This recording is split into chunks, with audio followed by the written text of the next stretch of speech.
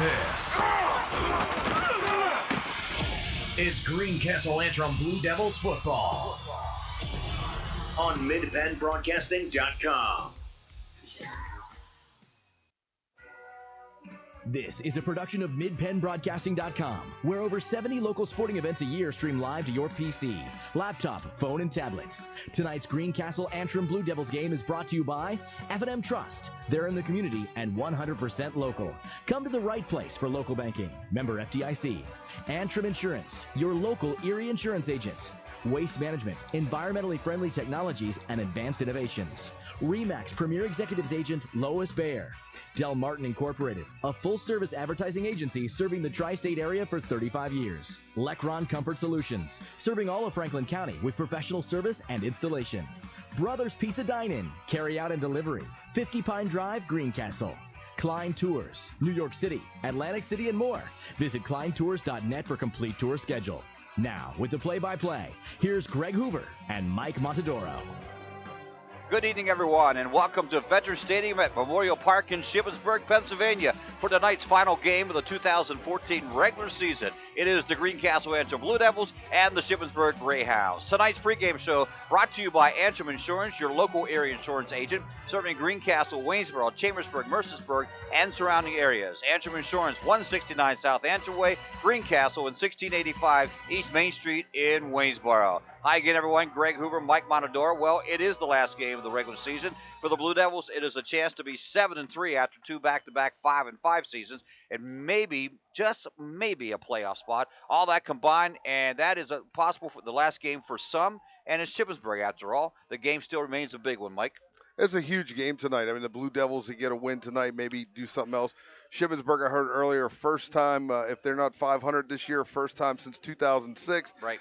So to keep the program on track, it's a big game for them, but a huge game for the Blue Devils tonight. If they want any chance to sneak into the playoffs, they got to get a W tonight. I'm telling you, looking at it, it just seems like it's going to be they do have to get the win. Don't get me wrong. But you have two teams above them, three teams above them. That means all three, in essence, have to lose. And one team's not going to lose, I don't think. Right.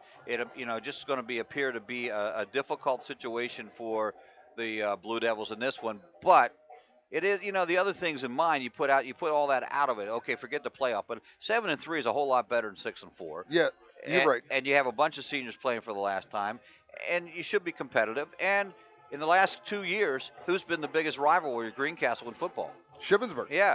So for Shippensburg, the same things in mind. You come off two back-to-back championship years and really good years, and now no one wants to have a losing season. You want to have a 5-5 sounds a lot better than 4-6 at the same side. So it should be an interesting game from that standpoint. Forget the injuries anymore. That's the Blue Devils have to contend with all that. It's not going to, it hasn't changed from last week. It is what it is, and they're going to face a team that looks somewhat a lot like them. Yeah, very similar look. And as you said, forget about the injuries. As you said, talk about turnovers. If you want to tell the Achilles heel for the Blue Devils this year, it's been the turnovers they've had at crucial points in big games at big times that have just really decimated them. This is the game of doctor order for the Blue Devils. It's not a potent, powerful offense. So Shippensburg's not going to come in here tonight and light up the scoreboard. All of a sudden the place got incredibly quiet. The place got quiet because it's the national anthem, and we're going to join the people here with the playing or the singing of our national anthem. So please join with us. Certified trainer with the United States Department of Labor. He was a certified instructor for the Community College of the Air Force. Just last month, Marty was honored at the White House as a recipient of the Champions of Change Award. He is presently the Citizen Corps and Community Emergency Response Team Training and Outreach Coordinator for the Delaware Emergency Management Agency. He and his wife Jacqueline reside in Dover, Delaware, and are the parents of two adult children. And he and Jacqueline surprised Carly Janifer tonight by attending her last football game of her cheerleading career with Saturday. Marty has sung the national anthem at many sporting events and will honor us tonight with his rendition of our anthem. And now, ladies and gentlemen, would you please rise as the Shippensburg High School band plays our alma mater, to be followed by the singing of the national anthem.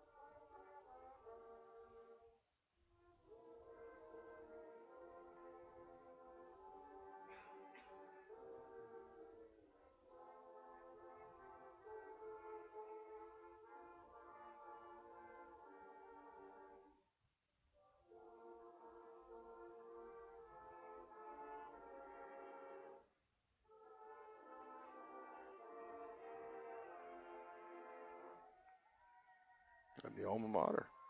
Now the Star Spangled Banner.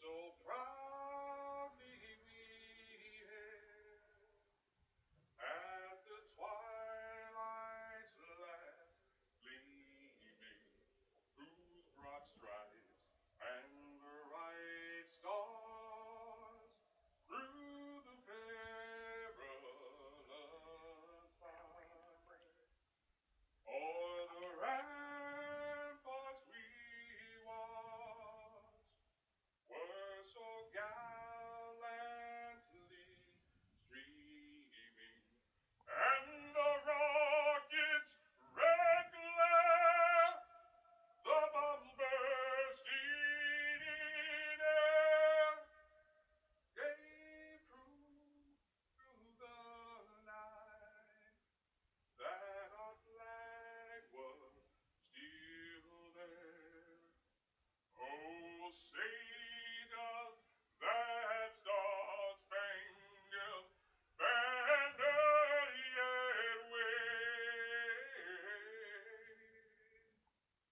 o'er the land of the free and the home of the brave? Nice rendition of it, beautiful man. rendition How about of it? the If I was national on The anthem. Voice, I would say I like the power, then getting down to soft and the little runs there. He did. My God, it was great. He's done that before as he's from Dover, Delaware, service person.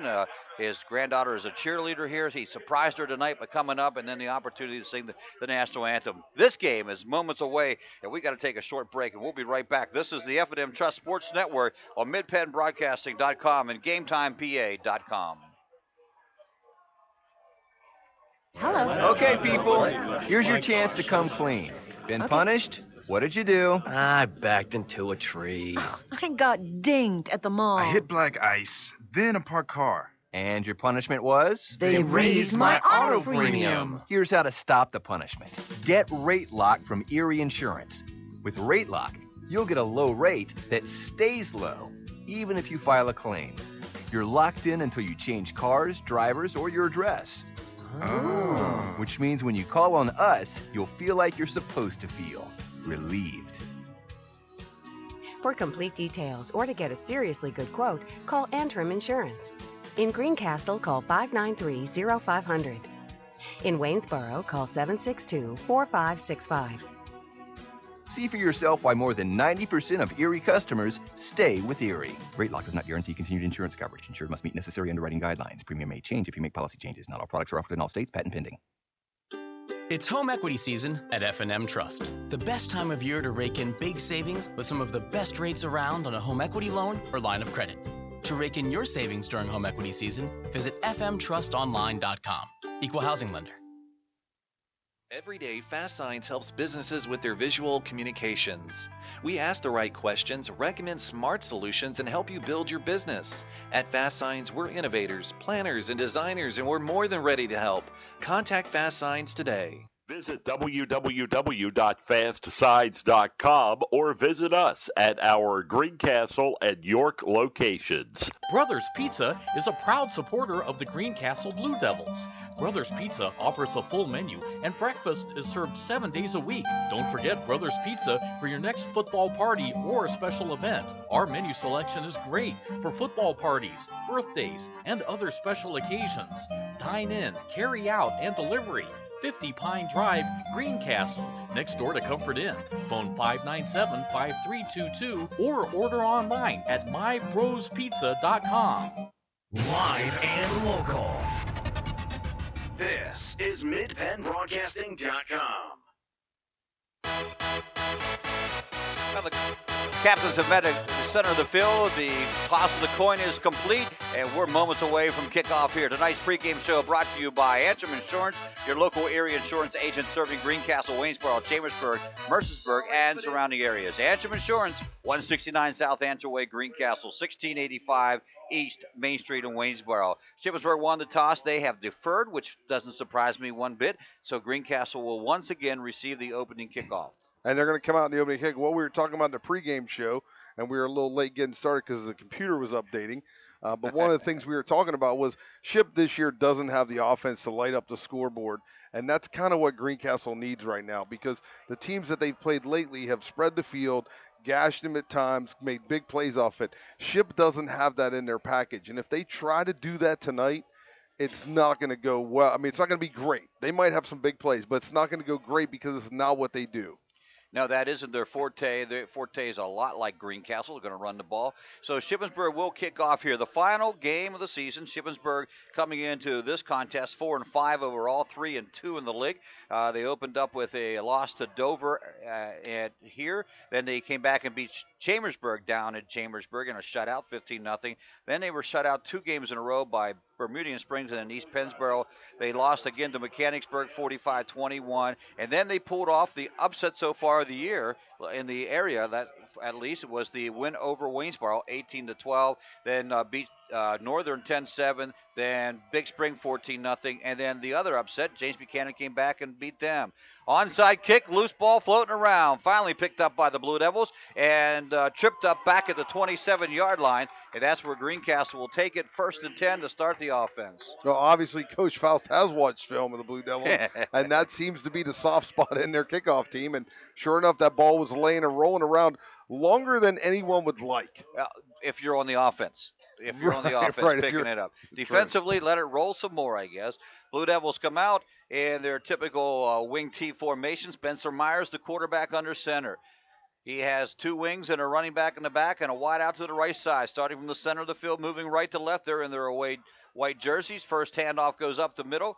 That's going to be taken by Tyler Graham. It's Oberholzer. Matt Oberholzer, the ball carrier.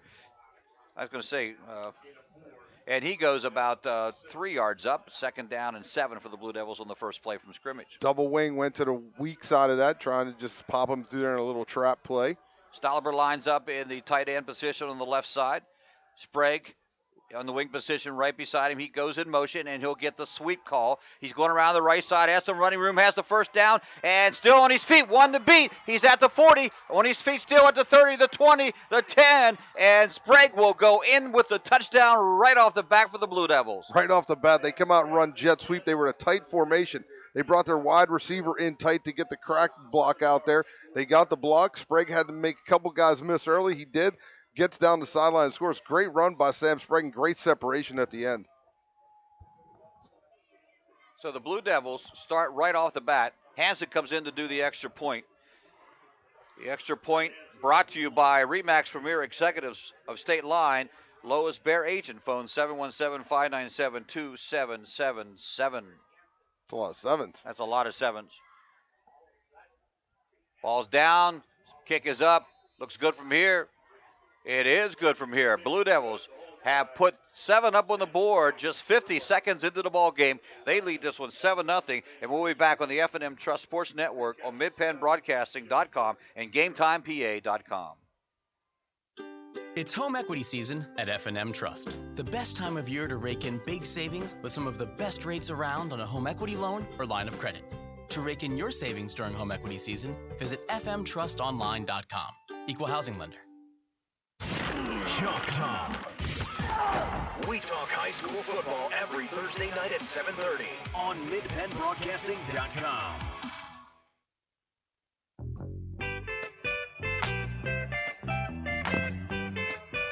2-place, 71 yards. Sprague capped it off with the 68-yarder, and the Hansen extra point made it 7-0 before Sam left for the ball game tonight. By the way, I don't like to say much about it, but it is my birthday. He says, I'll get a touchdown for your birthday. First play, he touches the ball, he gets a touchdown. Your birthday's on Halloween. It is. It is. I don't like to say anything about that, but I walked in tonight with Greg, and many people said, look at that guy dressed like Wolfman Jack. That's Wolfman Jack. You know, I didn't that's shave Wolfman for 3 Jack. days, and that's said, what happened. No, that's Greg.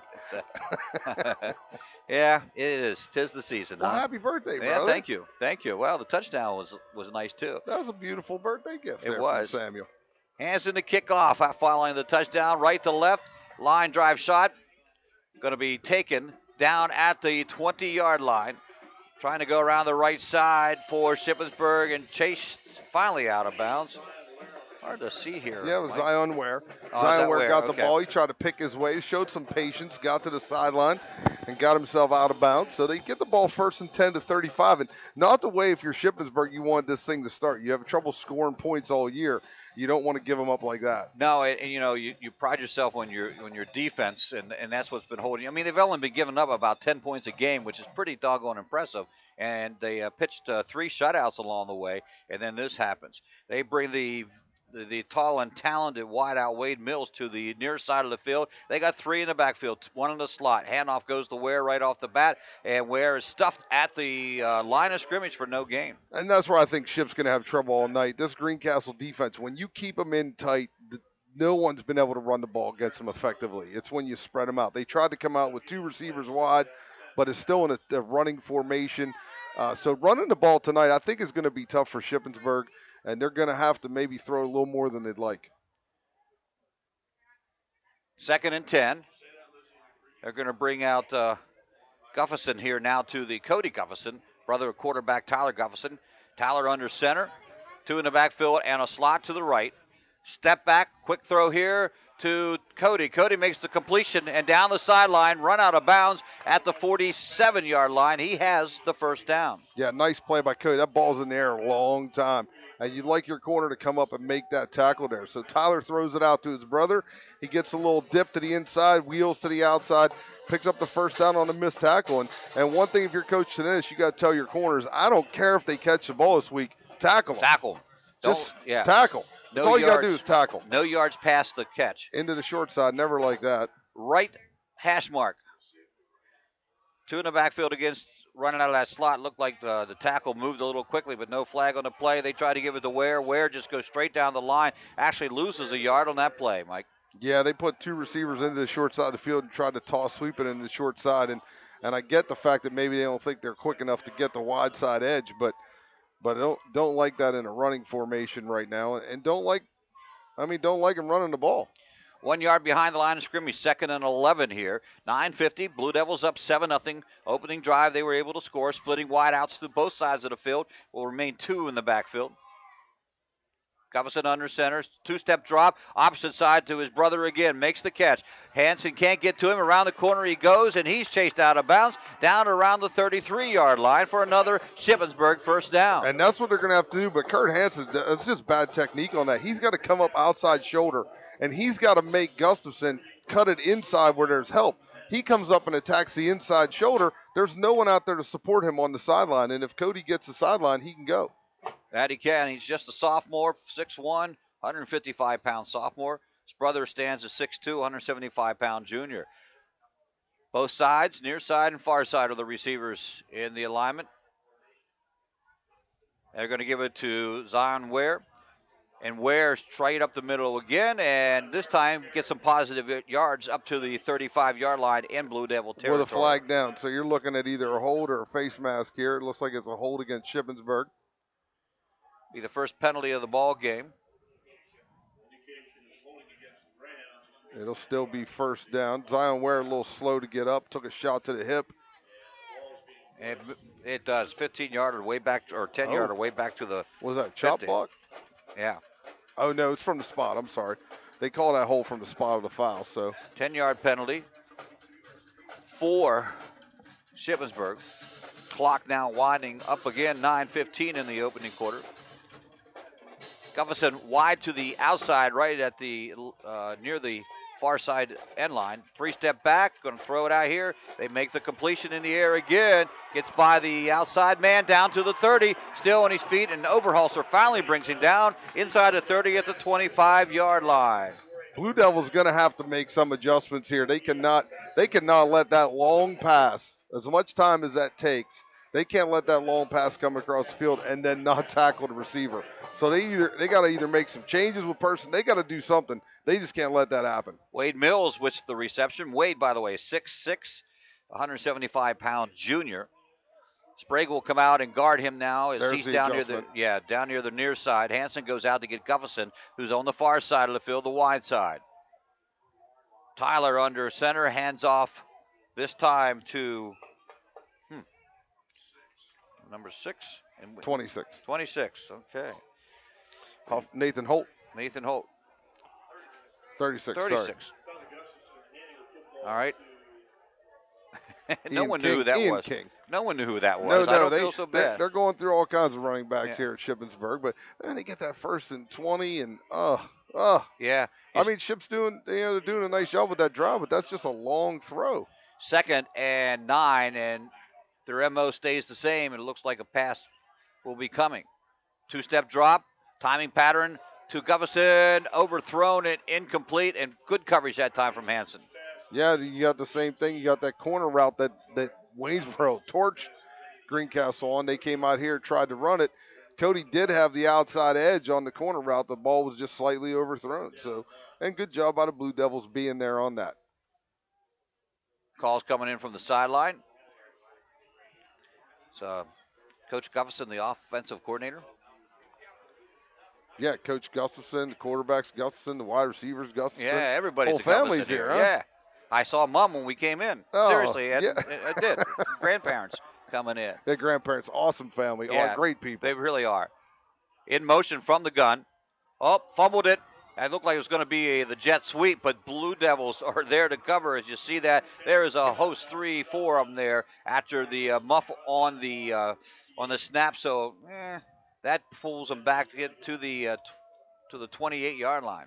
Yeah, so it makes it 4th down. Cole Freeze coming in motion. Looked like, as you said, they wanted to get the snap and run the jet, but the snap was low. Tyler was trying to catch it and put it in the belly at the same time and lost the handle of it, but now you got a 4th and about 14. So, hey, it's 4th and 14. I say throw it to the wide side of the field on the little hitch and let them break a tackle and get a 1st down. They have been successful in that little hitch. See what they do this time. Wade Mills comes to the near side, and Cody Gufferson out to the far side. 2 slots, 1 in the backfield. Under center, 3-4 steps back, gets away with it. Timing pattern, no one there, incomplete, and the ball will turn over on downs. Great rush that time from the Blue Devils. Yeah, Blue Devils got up the field and put a little pressure on Tyler. Sorry, it puts pressure on Tyler, and he had to get rid of that ball a little bit before he wanted to, and that changed up the routes.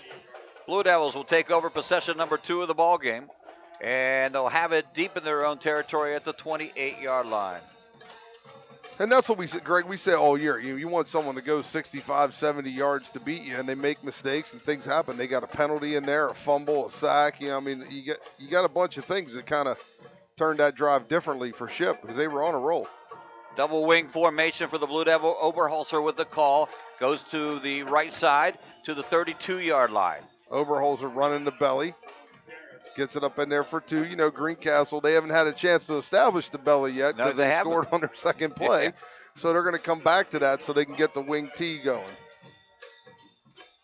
And a lot of times, as we mentioned, you run that. People say, why you run that? Because you have to set up everything else from that. Blue Devils come out now. Wide down to the right side, 1 receiver. The wing to the right will be Sprague. Myers under center. I formation for the Blue Devils. Back to pass. Myers has some time. Fires out here. Overthrows for his attendant receiver, Oberholzer. Yeah, that was not a good throw by Myers. It almost looked like he was aiming it instead of throwing it. And sometimes when you try to put that right in there perfectly, it sails on you. And if he would have just, I think, reared back and let it go, he would have hit him right in the numbers. So Spencer usually hits that one wide open. Yeah, he does. He's had a pretty decent year throwing the ball, over 50% is his stats. Comes up again. Wide out to the right side is Nick Silva. In motion, Sprague. He's going to get on that same play he scored on. Around the right side, breaks up takes a turn to the left and gets up very close to the 1st down, but they did not let him go 71 yards as they did last time. Yeah, not that time. But it did have a nice crease on it, right? He still had a nice crease. Looked like he can get it up in there. But he came up about a yard short. So it's 4th down, and they're going to bring in Hansen to punt. Hansen averaging about 32.8 yards per punt. He's punted 37 times, 23 times this year. 1 field goal attempt. Looks like Shippensburg's bringing everybody. Oh, he blocked, and they did bring enough. Hansen picks it up and on the bounce, runs it, keeps it, but he's not going to get the first down, and he's going to be stopped at the 26-yard line. That's going to give Shippensburg amazing field position right there. And that's not the drive. If you're the Blue Devils, as crazy as it sounds, but in the first quarter with 5 minutes to go, that drive, and it doesn't matter the punt was blocked, just that you had the punt in that situation. Yes. If they drive down the field and get points, you almost could say this game's over. Yeah, you almost could. You really could. You're up 14, and it's different. And now they go out, and they don't get the first down. They get the block punt and put Ship in great position, a team that has trouble scoring all year. And this is going to be tough because this is a gift for the Greyhounds here, and they got to stick this in. Well, you talk about turnovers being the Achilles heel of the Blue Devils, and certainly that block punt recorded as 1. 3 to the left, 1 to the right. 1 in the backfield, quick pass out here now, and he gets up to the 20-yard line on that play. Yeah, it gets up to the 20, and again, that ball takes so long to get there. You should almost be meeting him with the ball. He picks up 8 yards on the play for 2nd and 2. That's to me, that's just crazy. That ball is in the air so long to get there, and they're not doing anything but throwing a hitch. Victor Freeman was the recipient of that pass. He goes wide out to the left side. They'll bring that same formation but reverse field to the short side. 3-step drop, timing pattern for the flag. They have him. Touchdown, Shippensburg. Just like that. Yeah, great throw by Gustafson. He throws it out to Victor Furman, just kind of runs the fade route to the side, beats Hansen off the line, gets over the top, throws on the outside shoulder. So give the Greyhounds credit. I mean, they came out tonight. They knew they were going to have to throw the ball. And I don't know if they knew all they had to throw were hitches. Yeah, well, that's true. And then every now and again pull out that fade route over the top. So, hey, nice job and way to turn this thing around. Desmond Cordero goes in to attempt the extra point. 5'8", 280-pound senior. Snap is down, almost blocked, but it isn't. It's up, and it is good. Took it out of the stadium, as a matter of fact. Score tied at 7 apiece here at 4:40 to go in the first quarter on the F&M Trust Sports Network on MidPennBroadcasting.com and GameTimePA.com. Hey, insurance companies that want to spend $1 gazillion on funny TV ads can go right ahead, as long as it's not my money paying for it. For seriously good auto, home, business, or life insurance, I go to Erie Insurance, where a great price is just the start. You get unbelievable service, independent agents you can really trust, and superior products. But don't just take it from me. Talk to your local Erie agent. Call Antrim Insurance. In Greencastle, call 593-0500. In Waynesboro, call 762-4565. This is Greencastle Antrim Blue Devils football on MidPennBroadcasting.com. Shippensburg travels from Greencastle 27 yards into a 2-play drive for the 27 yards, capped by the 18-yard pass from Gustafson to Victor Freeman, a 5'8" senior, and the extra point by Cordero is good. It is all tied up here in quarter number 1. Cordero set to kick off again. He did so to open up the ball game, and he'll have Silva back as well as Andrew Votrel back standing inside the 15 at the 14-yard line. Great drive by the Greyhounds. Nice execution. They get it right there. It looks like they're going to come out as shotgun next time they get the ball. They're practicing some shotgun snaps, make sure they get them so they don't fumble it. Another onside kick to the right side. This one up in the air. Oh, it's still free, and they get it. They get it. Wow. Yeah, I mean, look, they've watched the film, obviously, of all 10 games like I've seen, and that's the spot you want to kick it. You know, at times people were picking on Luke Robertson there, and now I don't know who's over there now, number 88. I don't have that on my roster. No. But whoever that is, the same kind of thing is going on. So, you know, Coach Dennis got to be beside himself here. Well, the second time an onside kick has been successful for the opposing team against the Blue Devils, and that one just got a great bounce out of that one. 2-step drop, timing pattern again, and They have it. Yep. Gufferson makes the catch down inside the 20 at the 18-yard line. Tyler to Cody, and this is not what you wanted. You saw for Ship. And I'll tell you, this is just, you got to figure out a way to get this covered. Yeah, you do. You got to take away. You got to, when you're playing a corner man like that, you just can't get beat like this. No. And you just can't continue to get beat like this and stay on the field. Yeah, I'd put 10 back and rush one. I know. Yeah, no. I mean, it's sort of like a. But if you can't do that, then you got to double. You got to put someone in his face, chuck him off the line, and then over top, have coverage over top. They switch timeout. Shippensburg calls the timeout at the 4:29 mark. Well, don't forget, coming up at halftime, we're going to give you an opportunity to win 2 tickets to see the Philadelphia Eagles and the Washington Redskins. We're making that announcement tonight, though, aren't we? So there's no more. Yeah, this is the last home game.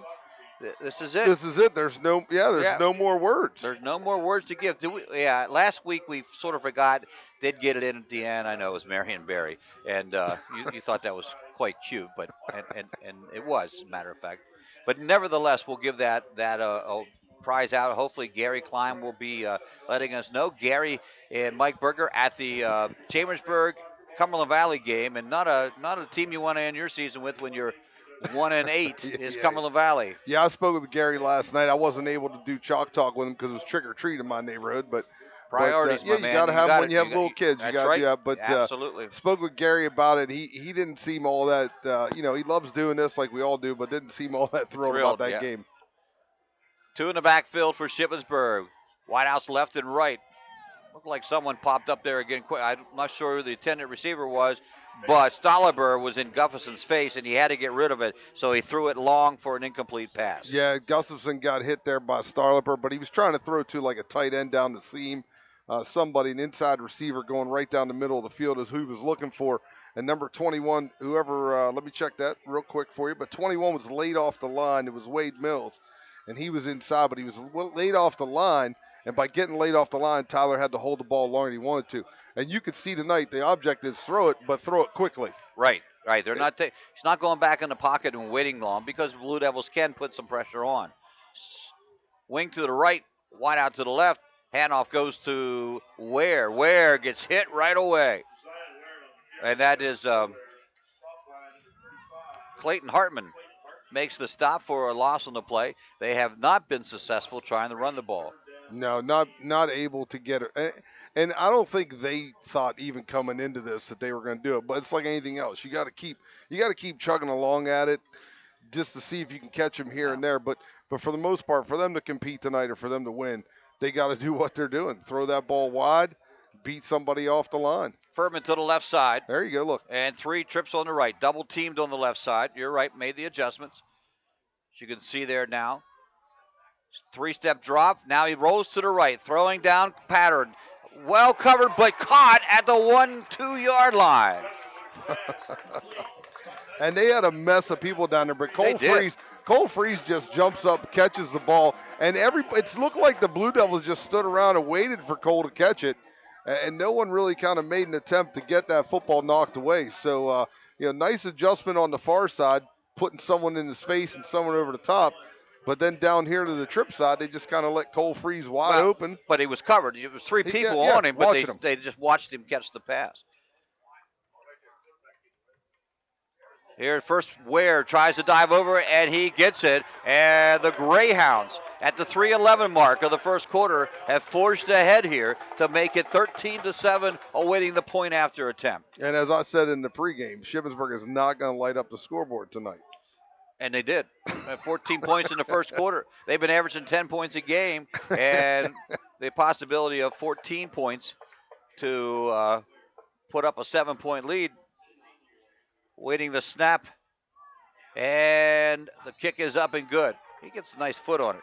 Cordova does. And again, it is tied. Shippensburg goes up by 7, 14-7 on the F&M Trust Sports Network and MidPennBroadcasting.com and GameTimePA.com. Del Martin Incorporated, a full-service advertising agency, has been serving the tri-state area for 35 years. We specialize in screen printing and embroidered clothing. Del Martin Incorporated supplies a full range of brand name uniforms for athletic, work, and medical applications and a full line of advertising essentials. We have an in-house artist ready to put your ideas to work for you. T-shirts for schools, clubs, churches, and events. Del Martin Incorporated, 21 Sarah Susan Lane, Greencastle. Phone 717-597-5751 or online at delprint.com. Your home for Franklin County sports. This is MidPennBroadcasting.com. That was a 5-play, 42-yard drive for the Shippensburg Greyhounds. 1-yard plunge from where? Extra point made it 14-7. I would expect the onside kick. We've attempted it the first 2 times, and 1 out of 2 successful. So why not again? Here is Cordoza, and this time he takes it down the middle of the field, and it's going to roll into the end zone and come out to the 20-yard line. Brings it out to the 20, force the Blue Devils to go 80 yards to score. And they've proven they can do that. They've run the jet sweep twice and gotten some big yardage out of it. So, but Greencastle really hard to get into an offensive rhythm when you're not on the field. No, this will be their 3rd offensive possession. The first one only lasted 2 plays, and their second one was a 4 and out or 3 and out and a block punt. So they've had 5 offensive plays. Yes. Hansen to the near side, Sprague to the far side, and Myers gives it to Oberholzer. No, that's not Oberholzer. Definitely was not Oberholzer. No, he was behind the play. It looked like one of those 7 guys, James Hines. James Hines, it was one of the 7s. I'm going to have to talk to the equipment manager. And you start, Greg, we every week we talk about that. You let teams that maybe are excited to play, but senior night, and you let them hang around in games, they start getting the lead. It's tough to, they got momentum, they're excited. Wing T formation. On the crisscross to Sprague. Sprague straight up the middle, running hard, and gets the first down up to the 31-yard line. Yeah, so he's 31, Sam with the counter crisscross, and Ship just, I'll tell you what Ship doesn't have an answer for right now. It's Sam's speed. Yes. And so you got to find a couple ways to get the ball into his hands because he can outrun everybody they have. For Sprague, just trying to look up his stats here. He's run for 339 yards on 44 carries, averaging 7.7 a carry coming into the ball game. Play action, rolling to the right. Myers decides not to throw it, and then he throws it into the hands. He doesn't count it though. I don't think they're counting it. They're not going to say he's out of bounds or not. He say his foot was out of bounds when he caught it. Wow, that's a break Myers, for the Blue Devils. Yeah, he just threw it right in his belly. Wow. And Spencer, he's got to get out on that corner and waggle, and if guys aren't open, he's got to tuck it and run. And, man, he threw that right in. Greg, look, we can sugarcoat it all we want. From about 4 or 5 weeks ago, the Blue Devil season has been going downhill. The arrow's been pointing down. Right. And this is not, even though Ship gets beat by JB last week, the Blue Devils have not played good football for the last 4 weeks. Slot to the right, wide out to the right, and wide out to the left. There, Sprague goes in motion. Going to get it again around the right corner. Can Shippensburg stop it this time? They do a little bit better than they have in the past as he gets it up to the 35-yard line. But you're happy with 4. You're happy with a 4-yard gain. I mean, it was 2nd and 10, but you're happy with a 4-yard pickup. Right at the 35 in Blue Devil territory. 1:45 remaining here in the opening quarter. 14-7. Shippensburg Greyhounds on top. Thanks for tuning our way tonight. Just the final regular season game. 2 in the backfield and wing to the left side. Sprague comes slowly into motion. Now, rolling to this side is Spencer. It's blocked and falls incomplete.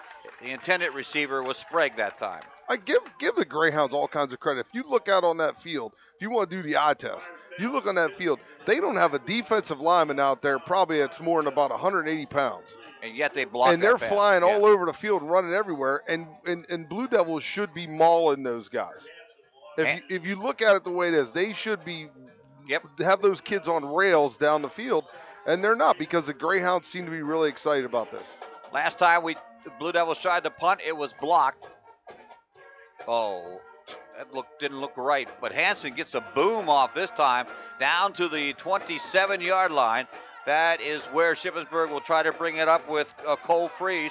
Freeze coming around the right side to the 45, and then Hansen is the one who made the tackle at the 46, 47-yard line. Yeah, Cole Freeze, nice job on the return. He got himself a good pickup there. The ball almost hit Overholzer in the head. Yeah, Overholzer was changing sides. The left side was overloaded with defenders. Usually you like your up back to switch sides if it's overloaded one side or the other, but he was moving as the ball was being snapped and it almost clipped him. Was moving, fortunately, sideways. So right. Instead of frontwards or backwards, so it was in motion. So he wasn't illegally in motion. Yeah. Handoff to one. Oh, around the side he comes. That is going to be Furman. Furman picks up the first down on that carry. And you're right, Mike. It is Shippensburg controlling everything right now. Yeah, you can tell. Look at him running in the huddle, getting excited. They're bouncing around out there.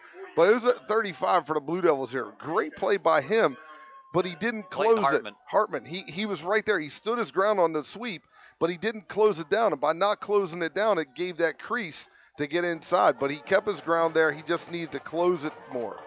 Cody Gufferson to the far side of the field. That's the wide side, working from the right hash here at Veterans Stadium at Memorial Park in Shippensburg.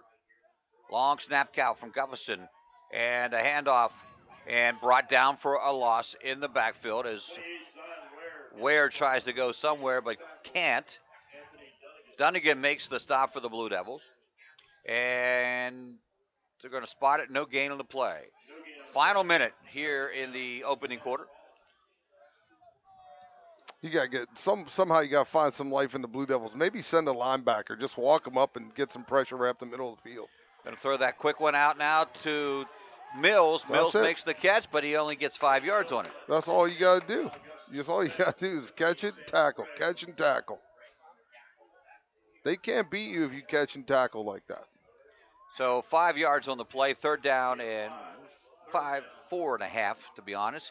That may be the last play of the first quarter, but they're going to try to get it off. Yeah, they're running up there, aren't they? They are, but Gufferson says, no, we can't do that yet. So they're going to calm it down, but the first quarter is over.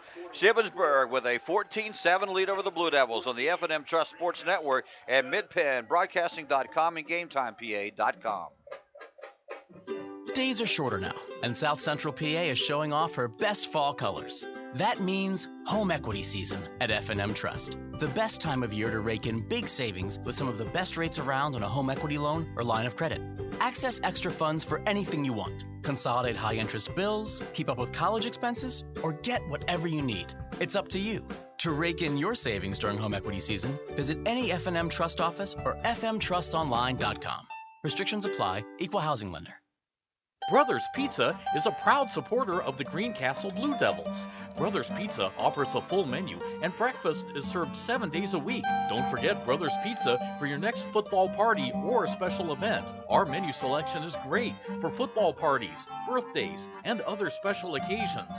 Dine in, carry out, and delivery.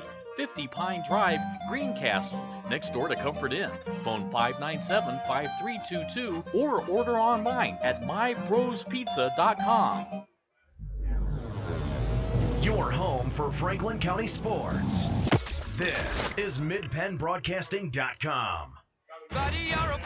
Oh, you had the opportunity to see that play before we came right back. It was a fade pattern out to the right side to Gufferson. It falls incomplete, a little overthrown. And so that's 2 incomplete passes in a row. The Blue Devils have been able to stop. Brings up a 2nd and 10. 4th and 5. 4th and 5, excuse me. That's right. It was the end of the quarter. End of the quarter. End of the quarter. Switch it around. So they're going to go for it on 4th and 5. And Luke Kayega made a great play on that. He was in coverage there defending that, so he was in great position. They brought him up from the safety position to be the cornerback here. 2 in the backfield, 2-step drop. Now he's going to have to make some move because he's under heavy pressure. They try to get a hand on him, but he can't. He's still going around the right side. It's Tyler Gufferson. He's going to get the first down on that scramble. Oh, wait, he's close. He's close. I think he's short. I think they're going to make it short. Yeah, they are going to make it short, aren't they? Oh, and there's a flag, and that's going to be a problem. I think that's going to go against Shippensburg. So that's going to be. He's short. He's definitely short of the first down, and then we got some animated hand gestures by the officials. They seem a little bit salty, I don't see anybody clapping yet. Now, now Doug says first down for Blue Devils. Yep, first down Blue Devils, and then they'll march off that dead ball, probably an unsportsmanlike conduct foul. Their second flag of the ball game, and their second major penalty. That's a 15-yarder. The other one was a 10-yarder for them. So the Blue Devils get it on exchange of downs. Well, what a turn of events. If you punt there, you kind of pin them deep. Yeah. They decide not to punt, which I'm okay. I'm okay not punting there, but because of the penalty, man, give him good field position to start. GA comes out and gives the handoff right up the middle. Who was offsides? I thought that he lined up offsides. It looked like on my side, number 81 lined up in the neutral zone. Ryan Ingram for the Greyhounds looked like he was across the ball. But that's what we were talking about. That's the way this Blue Devil offensive line should be road hogging these guys down the field. Oberholzer, the ball carrier from the fullback position, just started to be the fullback about 2 or 3 games ago, has ran 25 times for 116 yards. This time they are going to go, and still on his feet to Hines. Hines dragging 3 or 4 down and gets down inside the 30. What do we say every time? Yeah, he never stops moving his feet. No, he doesn't. And they were in an I formation there, Greg. So that's what they're going to do. They decided on the sideline that we're going to come out and we're going to get an I formation with a lead back, and we're just going to run it down your throat, and we're going to let our – now, look, now Ship makes a change. Right. They're going to bring a big kid in to put in the middle of the field now, someone that maybe you can't push around. But this Blue Devil offensive line should dominate this game. James Himes, the junior, lost his helmet. He has to come out for one play. They will put Matt Oberholzer as the lone back in the backfield. Wing formation, Sprague in motion. And they're going to give it right away to Oberholzer. Oberholzer rumbling and goes down inside the 20 to the 18-yard line. And just as you said, Blue Devils keeping it on the ground. Yeah, and you look at Sam coming across, running that jet sweep, which widens people. Then they run the guard trap inside to Oberholzer, who also runs hard. And Ship takes a timeout here. And you know what? That's a great use of a timeout. That is their second timeout of the ball game. This one coming at the 10:27 mark of this contest. And you're right, it is. They need to make some adjustments on the defensive end because really it's been offensively, the Blue Devils a little scary here, just running it straight up the middle. Yeah, and thanks Steve Sibio tonight for doing another outstanding job on the camera. And if it wasn't for Doug Main getting on him a little bit. Oh, I know. I heard about that. He'd be sleeping over there. I know. He's a fan. He likes to watch the game. And to be honest with you, his viewfinder is about a half of an inch. And he really can't see much of the game. So is that a quarter of an inch? That is. But it's easier to explain that way. So following the Shippensburg timeout, 14-7, Blue Devils knocking on the door, sitting at the 17-yard line. Greg and Mike, thanks for joining us this evening in this one. This time is going to go to Hines again. Hines running hard and down inside the 10, close to the 6-yard line. And that's what you should see. I mean, I hate to say that, but that's what you should see when the Blue Devils have the ball because the Ship defense is so undersized.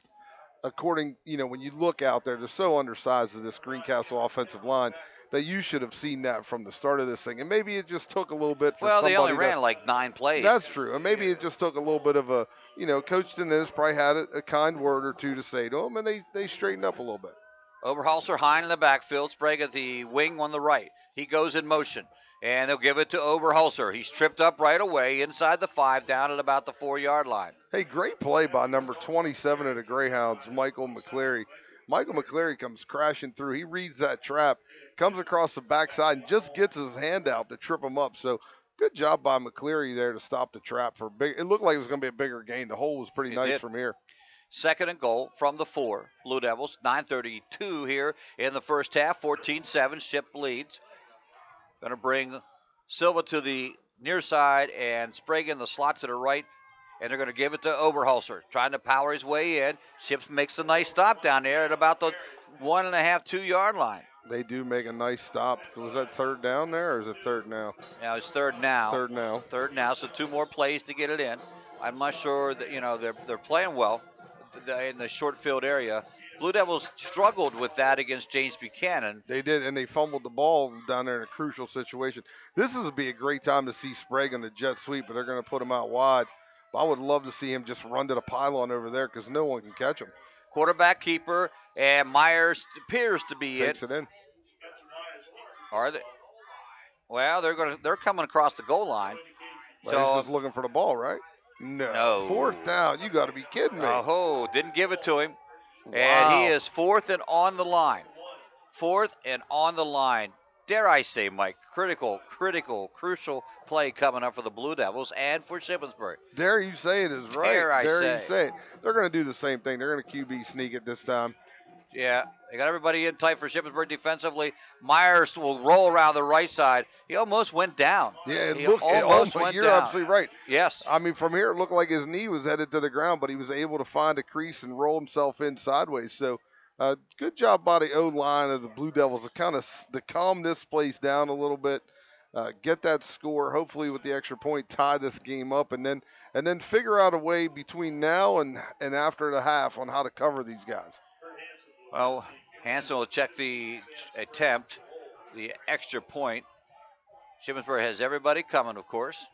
They've been successful with one punt. This one, I think it got tipped, but it's still good. Hanson, despite a hand on the football, puts it through the upright. And that was brought to you by RE/MAX Premier Executives of State Line, lowest bear agent. Phone 597-2777. It's all tied up. 8:20 to go right here on the F&M Trust Sports Network on midpennbroadcasting.com and GameTimePA.com. There's nothing like being at the game. The excitement, the fun, the food, and all the waste. Whether it's popcorn boxes, hot dog wrappers, or this soda cup. Big games generate tons of waste. That's why Waste Management is helping stadiums and businesses reduce waste altogether through recycling and organic composting. To learn more, talk to your local waste management representative or visit thinkgreen.com. You're listening to Blue Devils Football with Craig Hoover and Mike Montadoro on midpennbroadcasting.com.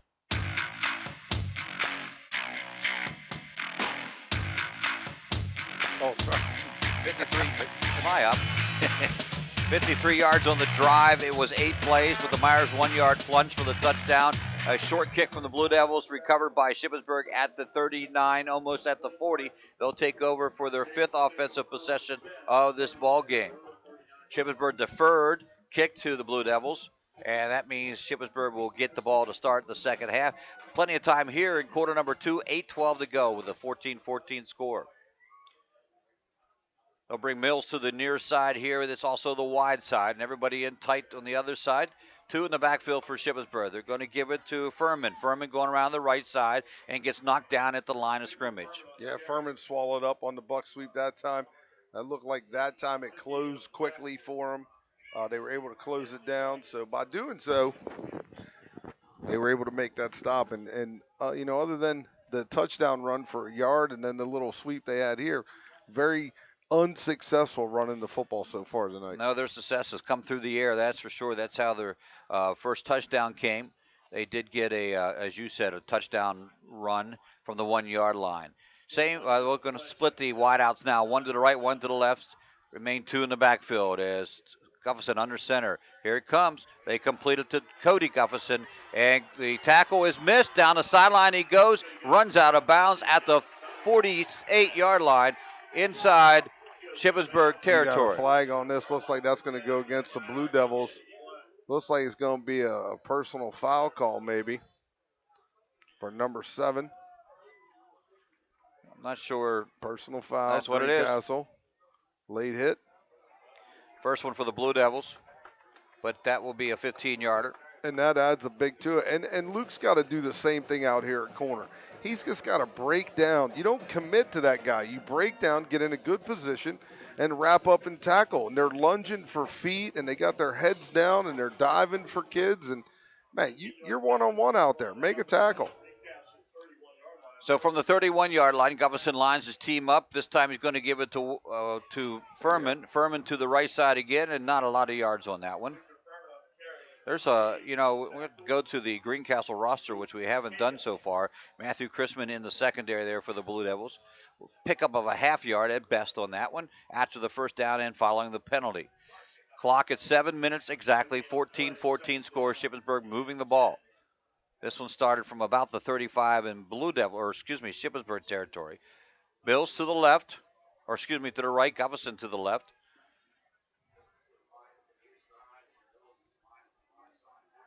Up under center goes brother Gufferson. He's going to throw out here to Mills, and a low pass complete, and he falls. He dives for it. Mills makes a nice catch of it, and they pick up about 3 yards on the play. Yeah, and I think Sam's getting an earful from Coach Teninis.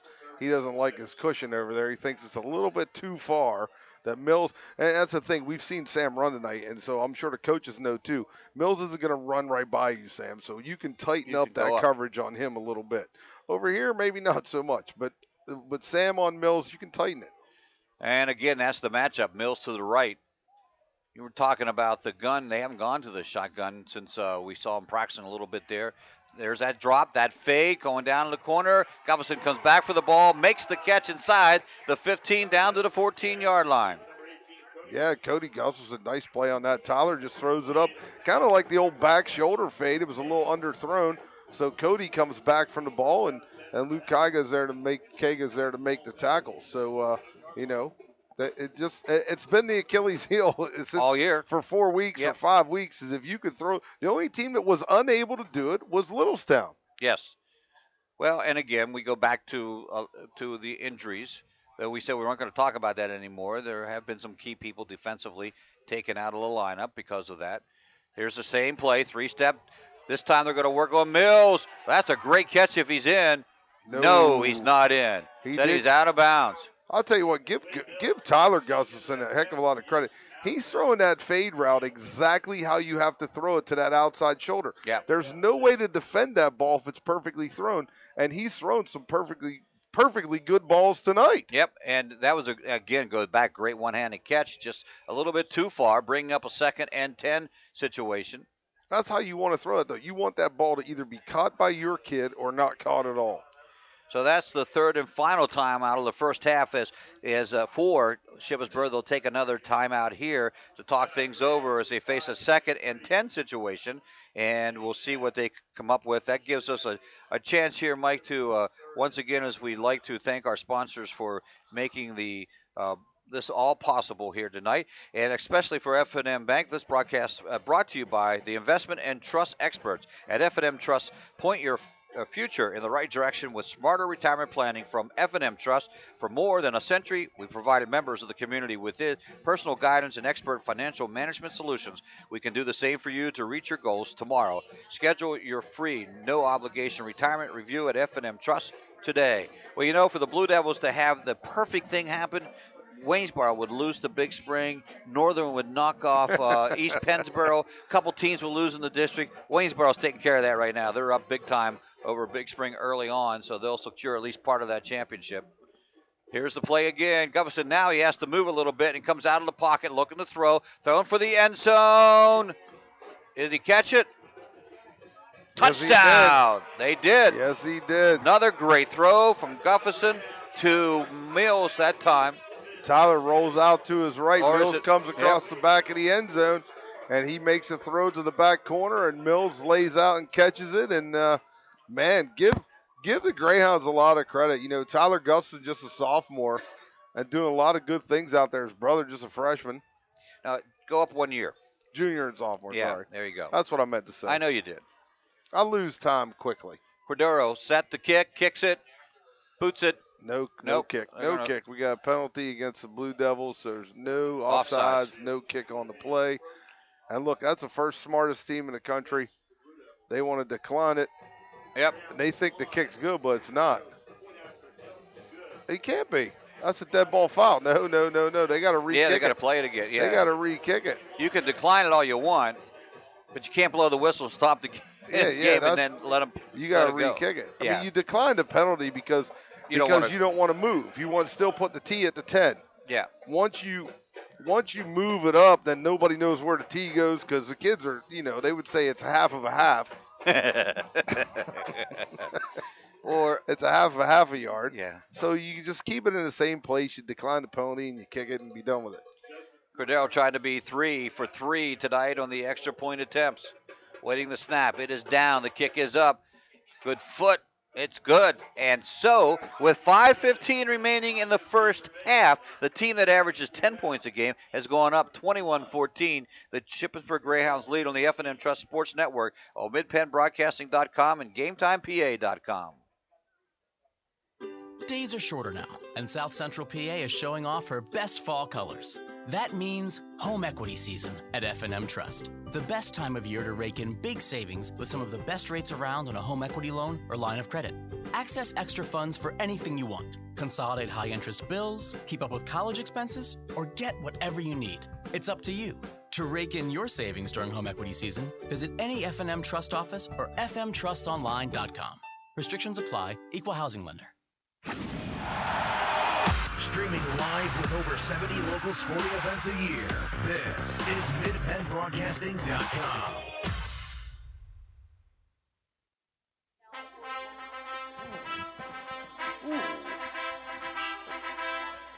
By the way, that was a 7-play, 61-yard drive, 13-yard pass play from Gufferson to Mills, his second touchdown pass of the ball game. What'd you say that was, Liz? How many? 41. 47 nothing. I can't hear with you. 41 nothing. Waynesboro's beating Big Spring 41 nothing. They got to be in the first half too. There's that onside kick attempt. It's free again. Oh my goodness gracious! Greencastle say they have it, and so that gives them pretty good field position. Jeez, oh Pete's. Jeez, oh Pete's is right. I don't know how else to say it. Scary as it can be. I mean, the risk reward is good there. Yeah. But with 5:11 to go, if you can kick the ball in the end zone like you did last time, make them go 80 yards. Well, good point. You don't want to. You're up by 7. You're winning. You don't want to make them the short field. I don't like that call. So they're going to come straight up the middle with Oberholzer, and this time Shippensburg's able to secure a stop about 2 yards up. So not the big yardage that Greencastle's been used to on first down. No, don't like the body language of the Blue Devils if you're a Blue Devil fan, the way they're walking back to the huddle and just kind of in and out, him hauling around, and that's, There is the sports term you hear very often, don't you? The him hauling around. I formation Blue Devils, wing to the right and wide out to the left. Fake play action. Spencer Myers has some time. Now he doesn't. He has to get rid of it. Throwing here for Sprague, and he throws it out of bounds, an incomplete pass. Yeah, Ship does a nice job there. Great job in coverage. They play against this offense every day in practice too, so they can cover the waggle. They can cover that flood route. They run the same stuff. Obviously not running it tonight, but they run the same stuff so they can cover it. I'd like to thank Lizzie Arbogast, too, for filling in for me last night on Chalk Talk. Oh, did she? Gary came over to the house last night, and I was like, hey, how'd it go? And, it was one of those awkward things where he didn't want to tell me it was that you've been maybe replaced. Better. He was kind of like, yeah. It's like, all right. ISO back in the backfield, double wing for the Blue Devils. They're going to give it to the back. Oberholzer, both hands on the ball, and he goes about 4 yards up to the inside Greyhound territory to the 47. So you got a 4th and 4, big decision for Greencastle here, 4:17 to go. Going for it. I'm not sure I like that either. All right. Shippensburg trying to get their defense fired up. They've been in on your kicks. Yeah. So maybe you say, well, we can't get it. I don't know, but I just don't like it. If you don't get it, they've got great field position and momentum with a 7-point lead. Only good thing, no timeouts left for them. They've expended all 3. They're going to run Sprague around the right side. Has some blocking, comes up to the gap, and gets to the 40-yard line and the first down for the Blue Devils. Yeah, nice job. And you got Sprague down a little bit. He likes to do that. He stays a little longer. He sometimes stays a little longer, takes a play out or two, comes back and finishes. So. Yeah, no more than a play. Right. Here we go. No more than a play. He'll stay in. The coaching staff know him all too well, too. Like we do. Stay in, Sam. Yeah, You're okay. You're fine. You're fine. And besides that, you're running the ball really well right now. 1st and 10 for the Blue Devils from Shippensburg's 40-yard line. Myers on the crisscross to Sprague. But this time, Sprague breaks the tackle and still on his feet as he rumbles down to the 33-yard line. Nice job there. Chris Weber goes low on him for the Greyhounds. And that time Sprague's down. Now he's staying down. He needs a break. Maybe he got the wind knocked out of him a little bit. But Weber goes low on Sprague. He gets his shoulder down, breaks that tackle, and then picks up about 6 more after contact. So another nice run by Sprague there. Well, he'll go down for the play. I had to laugh. Wade Mills called in the trainer. He just wanted to help him out. Yeah. Well, Wade and Sam, as so many of these kids do, they play basketball together in the summertime in AAU basketball, so they know a lot of these kids. As a lot of the Shippensburg and Greencastle kids team up for that. So Sprague being tended to by both trainers right now. Clock stopped at 3:13 here in the first half, 21-14 as Shippensburg on top of this one. You can't at this point of the game. You got to have a healthy Sam Sprague because you got to play him at corner. Because if you don't play Sam back there somewhere at corner, I don't know where you go to next.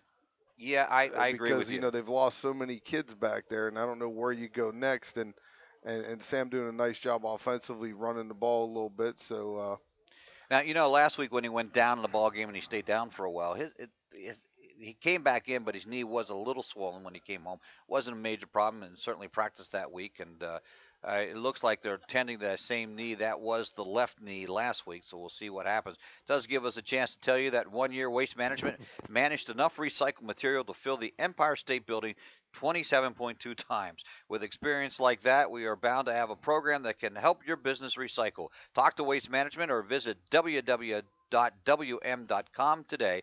On behalf of Waste Management's Greencastle hauling, best of luck to the Greencastle Antrim Blue Devils. Yeah, and as Steve said earlier, since the beginning of the year, probably should be at a 0.4 by now. Yes, it probably would be. It's grown a little bit, but Sprague's still down, and this one's a rather long one. And now I think the doctor on staff is coming out to take a look at him. That, of course, I say doctor, and everybody here in the press box goes, we don't know the guy.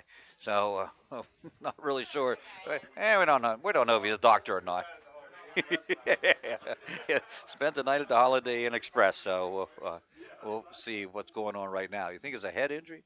They're taking everybody off right now. Took his helmet off. They take a break, and Mike, I think we should do likewise. We'll be back following this injury timeout on the F&M Trust Sports Network on midpennbroadcasting.com and GameTimePA.com. Days are shorter now, and South Central PA is showing off her best fall colors. That means home equity season at F&M Trust. The best time of year to rake in big savings with some of the best rates around on a home equity loan or line of credit. Access extra funds for anything you want. Consolidate high-interest bills, keep up with college expenses, or get whatever you need. It's up to you. To rake in your savings during home equity season, visit any F&M Trust office or fmtrustonline.com. Restrictions apply. Equal housing lender. Streaming live with over 70 local sporting events a year, this is MidPennBroadcasting.com.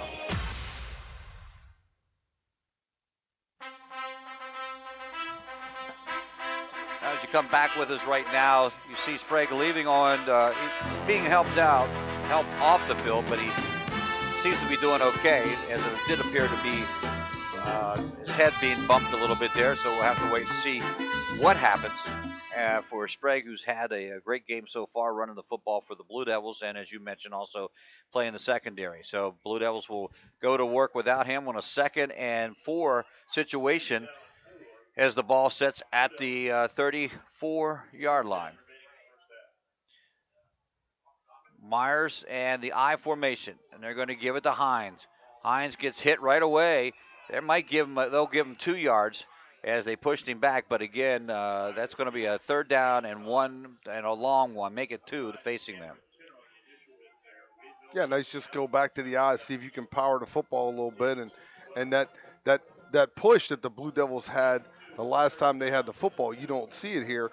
And again, we're not seeing the urgency that we missed the other week too, with so much time on the clock. But they huddled up. It was 2:50, and now we're down under almost the 2:25.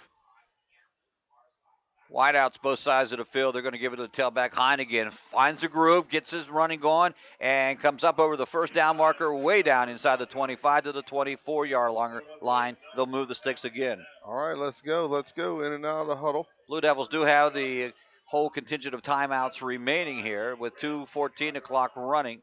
Be nice to tie this up. By the way, Central York is beating Eastern York.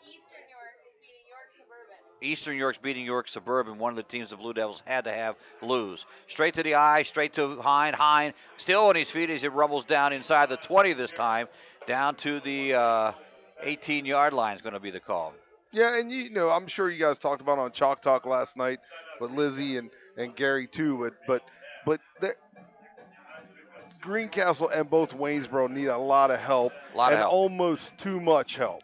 It would be like all the stars would have to align. The stars would have to align, and what's odd is because most years 7-3 would get you in. You're right, absolutely. 7-3 most years would get you in. But the other thing that we talk about all the time, you and I talk about it, Gary and I talk about, is the Franklin County, when Franklin County schools, the league that they play in this Colonial Division doesn't set itself up for playoffs. So you try to find teams that you can schedule in your open dates that get you some power ratings, but you got to beat them. You got to beat them. You're right. For years, Greencastle played Susquehanna Township, which was a tough matchup. Now, they won 1 or 2 years, but it was a tough matchup, but it got them some good quality points with that. James Buchanan, by the way, is finishing up the season with Susquehanna Township tonight up at Township. Right. Yeah, nice way to finish out after the win over Shippensburg last week. 2 receivers to the right, split the back in the backfields, 1 to the left. They're just going to give it to Oberholzer. He gets hit, but he still keeps going. He's still rumbling as they try to push the crowd forward, and then finally the ref blows it dead, but it's going to be a first down for the Blue Devils. Yeah, going to put him down at about the 13-yard line there. So nice push by Oberholzer. You got, is that 1:46 to go on the clock? Now they're lining up without a huddle. Shotgun. 2 steps drop. Looking to throw, finds Silvo on the left. He makes the catch, and he gets knocked out of bounds. No, they're going to say he wasn't knocked out of bounds, and the clock will run. Blue Devils still have 2 timeouts left. That's a second and not short yardage there, so goes the second timeout for the Blue Devils.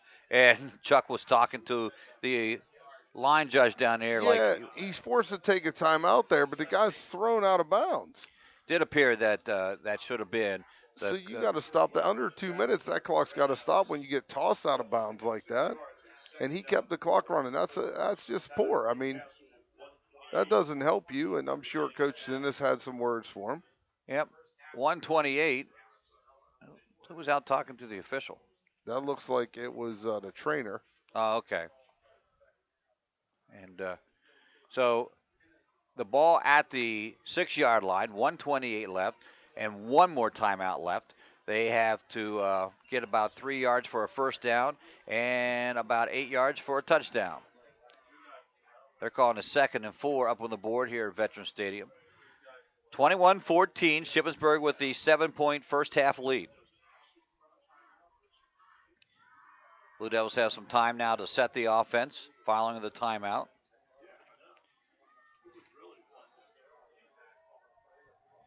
Mateo Loaiza comes to the near side now into the ball game for Sprague. Hansen's to the left. I formation in the backfield. Spencer straight up under center, gives it to Hine. Hine follows his lead blocker, and he doesn't make it in. He stopped somewhere down there. Looks like he's down around the 4-yard line, makes it a 3rd and short. Is that another timeout? You got injury timeout there. Can't afford to lose another guy if you're a Blue Devil. No, really. I mean, they've had enough injuries throughout the season, and now to lose some here in the last game, just need enough to finish out. 1:19 now as we stop the clock. The training staff has had their share of work. I say that's a first down. Oh, they're going to measure that, see if it is a first down, I guess. So, yeah, just going to make sure that it's whatever it is, it is. But it looks like it's short from here. Yeah, it does. About the nose of the ball. They've been running about 2 or 3 yards of play, though, Mike. I think safe to say they get the first down. And we'll have to make sure that that time they came out in the I formation. They ran the count. They ran the trap with it, the wing T trap play, but they ran it with the backs. The fullback filled for the guard, and the guard pulled, and Hines went behind him to ran the little trap there, and we got it up inside and close to the first down. So you got 1:19 to go. How many timeouts the Blue Devils have? 1 left. 1 timeout left. This is an injury timeout, so nobody gets this. But as soon as whatever they do here, they're going to start that clock. So that's Hines coming out. Yeah, you want to be You want to be up on the line of scrimmage and ready to go as soon as they get this taken care of. Well, Sprague first, Hines second here in this ball game. Going to be helped off the field.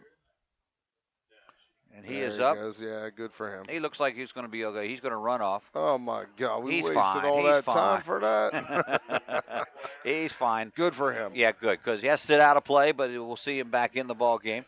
So Blue Devils come out, and let's set it up again. It's a 3rd down and 1 to go. The ball working from the 3-yard line. Oh, this will be a mess.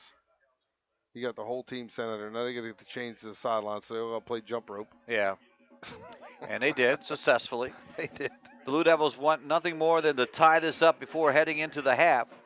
They're going to work out of the I formation. This time they will bring Andrew Votrel to the up back to the running back position. Oberholzer in the fullback. The tailback is Votrel. Spencer Myers on the quarterback keeper. They just keep pushing forward. Did he get in?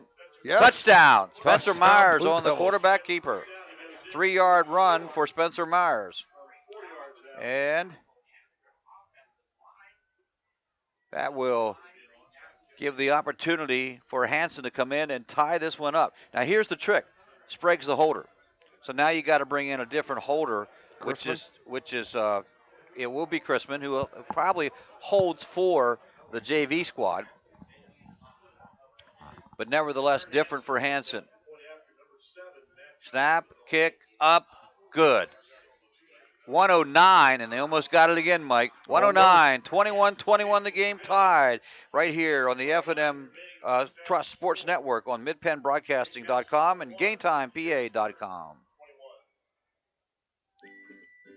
Have heating or air conditioning needs? Look no further than Lecron's Comfort Solutions. We service all brands: heat pumps, humidifiers, system replacements, gas, oil, electric heat, and ductless systems. Lecron's Comfort Solutions is your authorized Terrain dealer. Call Corey at 717-597-3768 for a free estimate.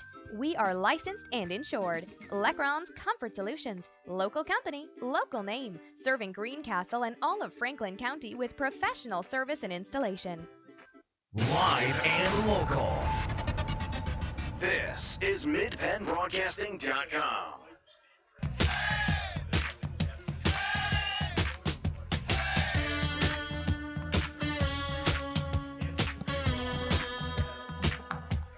Hanson will kick off following the 12-play, 53-yard drive and the 3-yard plunge from Myers. His second touchdown of the night. The Blue Devils tie it up.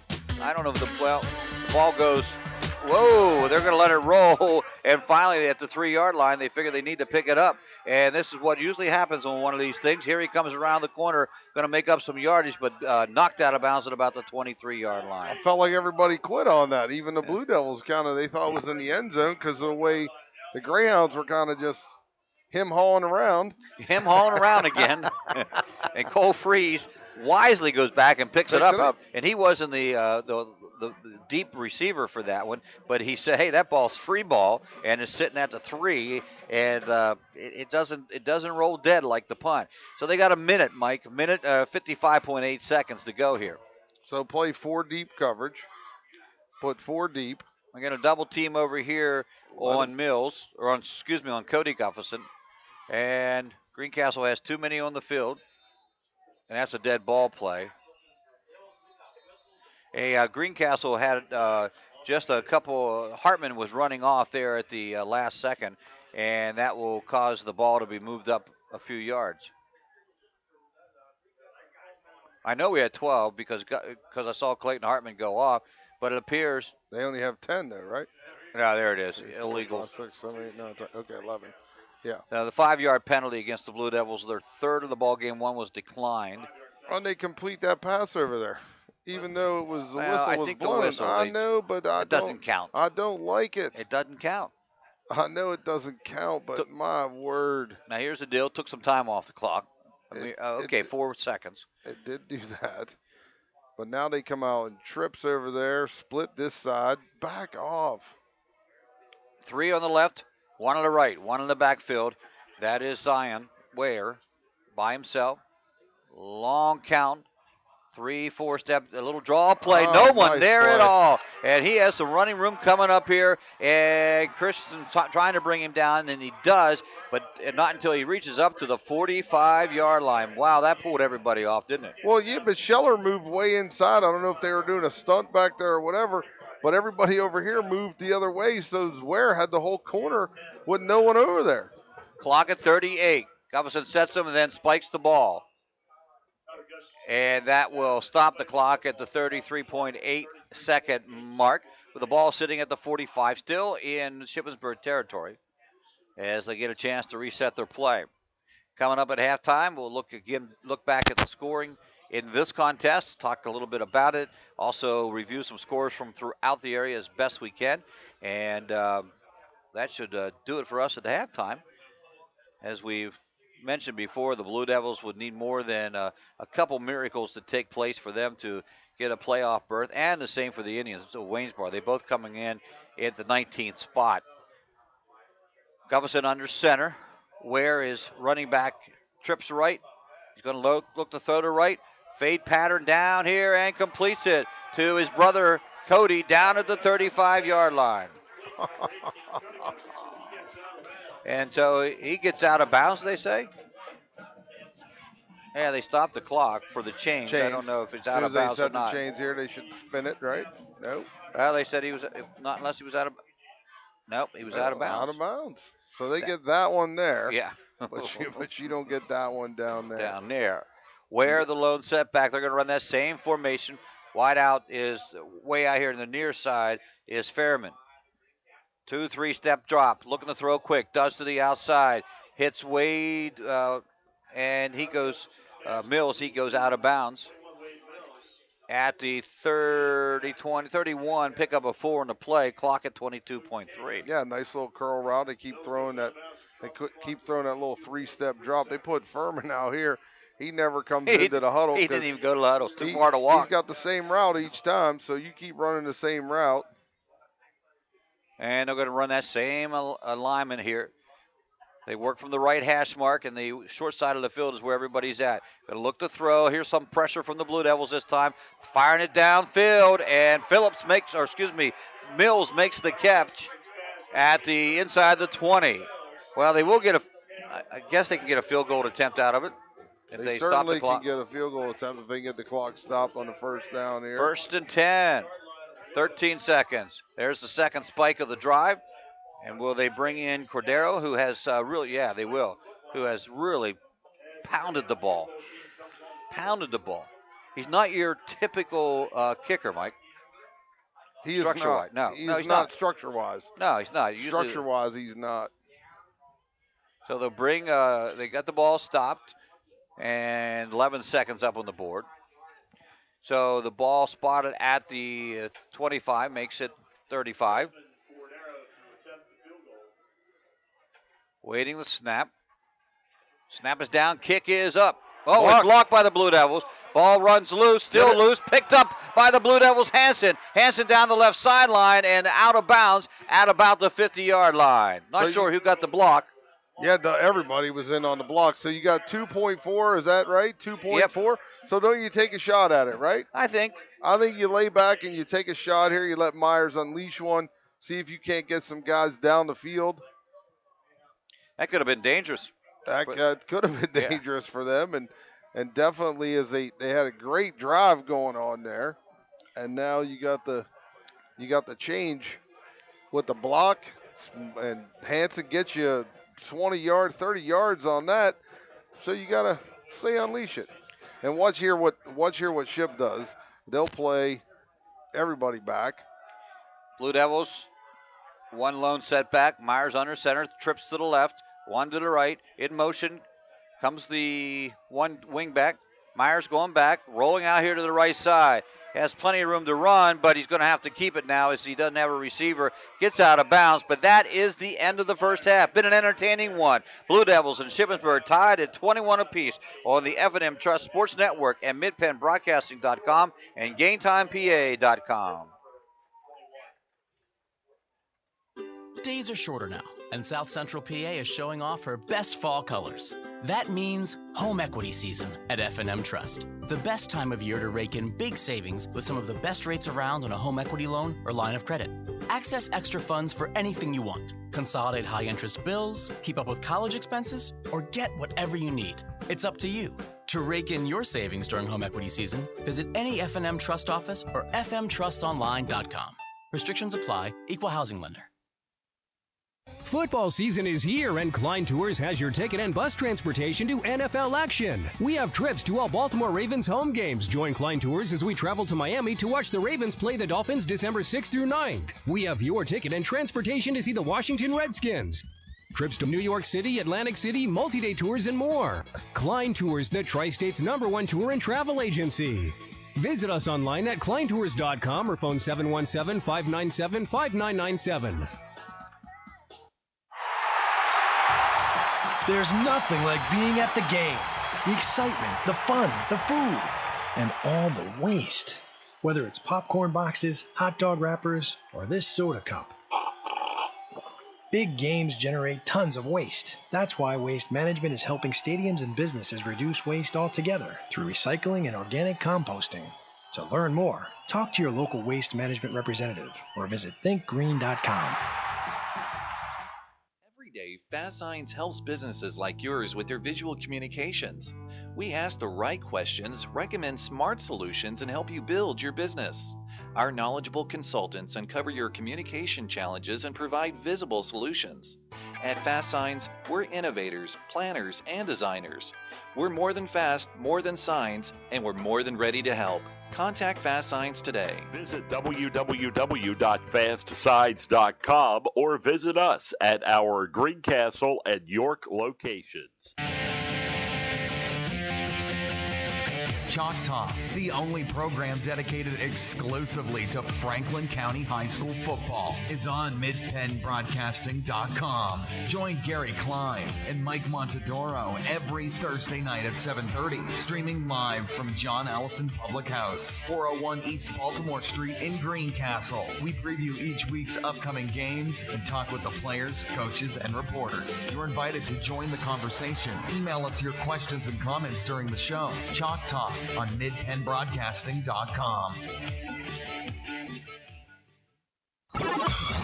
You're listening to Blue Devils Football with Greg Hoover and Mike Montadoro on midpennbroadcasting.com.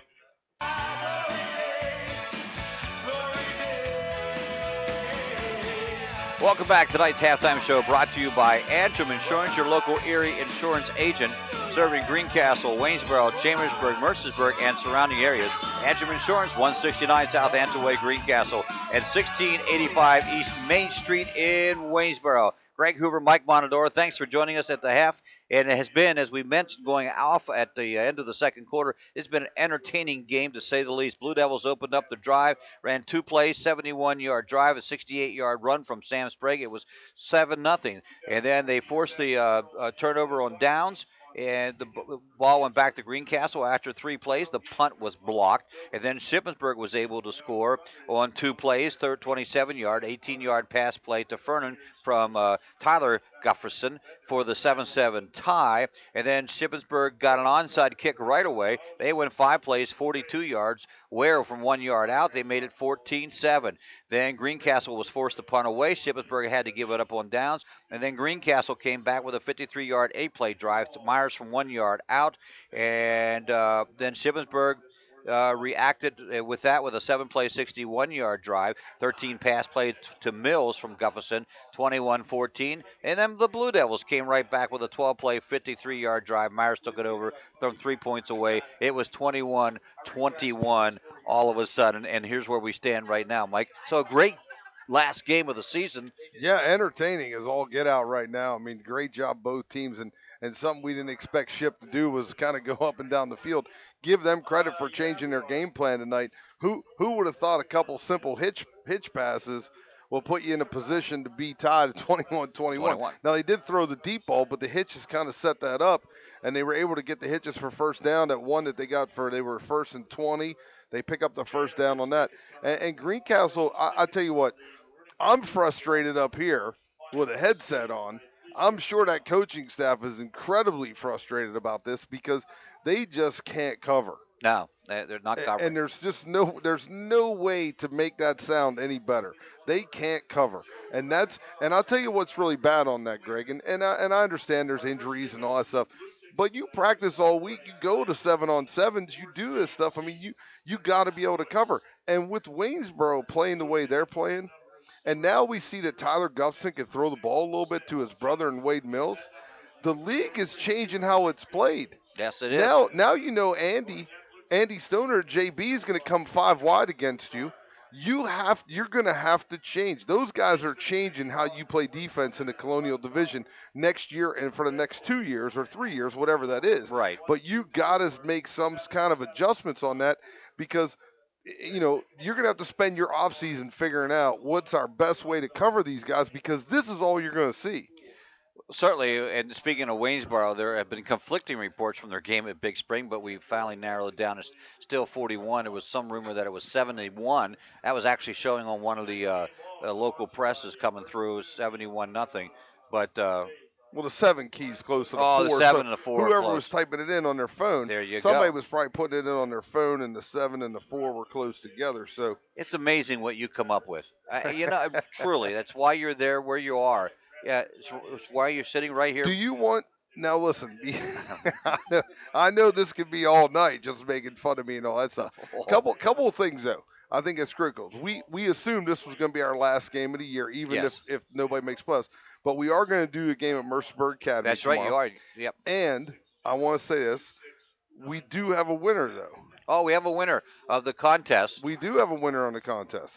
Okay, well, first of all, let us just remind you what that person won. As I look for it here in all my notes, it's a trip down to FedEx Stadium and an opportunity to see the Eagles play the Washington Redskins, and that is going to occur December the 20th at FedEx, as we mentioned. That includes the ride down and tickets for 2, and we've done this for 3 years now, I believe. We have given a contest. Who's our winner this time?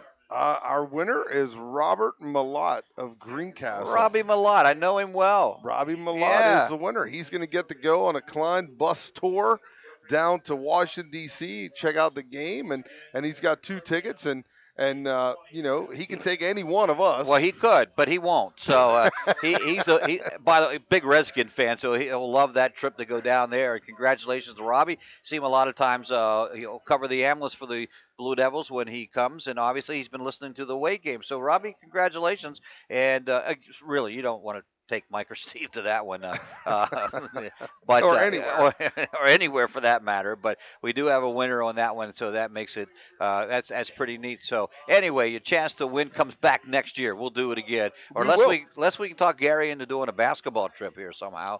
But we can talk him into a lot of things. You can. Yeah, well, I know you do. You kind of sugarcoat it up nice, but we are going to do tomorrow afternoon. We're going to be at Mercersburg Academy. Yes.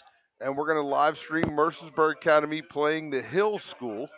And if you want to listen just for the entertainment value, we're going to struggle a little bit because Mercersburg Academy has probably about 6 or 7 kids, a few kids from Saudi Arabia, a couple kids from Russia, a couple from China, and we're going to struggle big time. with big time with pronunciations. Big time. Though, it's interesting because I hope that the Academy and the Hill School was able to get that out to their parents, because I think our hits will come from some very unique places to watch that game and hear that game. And hopefully this is successful. It's something that Mid-Penn Broadcasting will do for the next couple of years, pick up Mercersburg Academy, because, again, those parents don't have a lot of chances to get to the ball game. This is a great way for them to watch the ball game. Typically don't fly in from Russia for a Saturday afternoon game. They would, but they're repaving the runway at Mercersburg International, and so it's shut down for a little while. We come back, we'll talk about some of the scores throughout the area, and we'll do that right after these messages on the Halftime Show, brought to you by Antrim Insurance, your local area insurance company. Hey, insurance companies that want to spend $1 gazillion on funny TV ads can go right ahead, as long as it's not my money paying for it. For seriously good auto, home, business, or life insurance, I go to Erie Insurance. where a great price is just the start. You get unbelievable service, independent agents you can really trust, and superior products.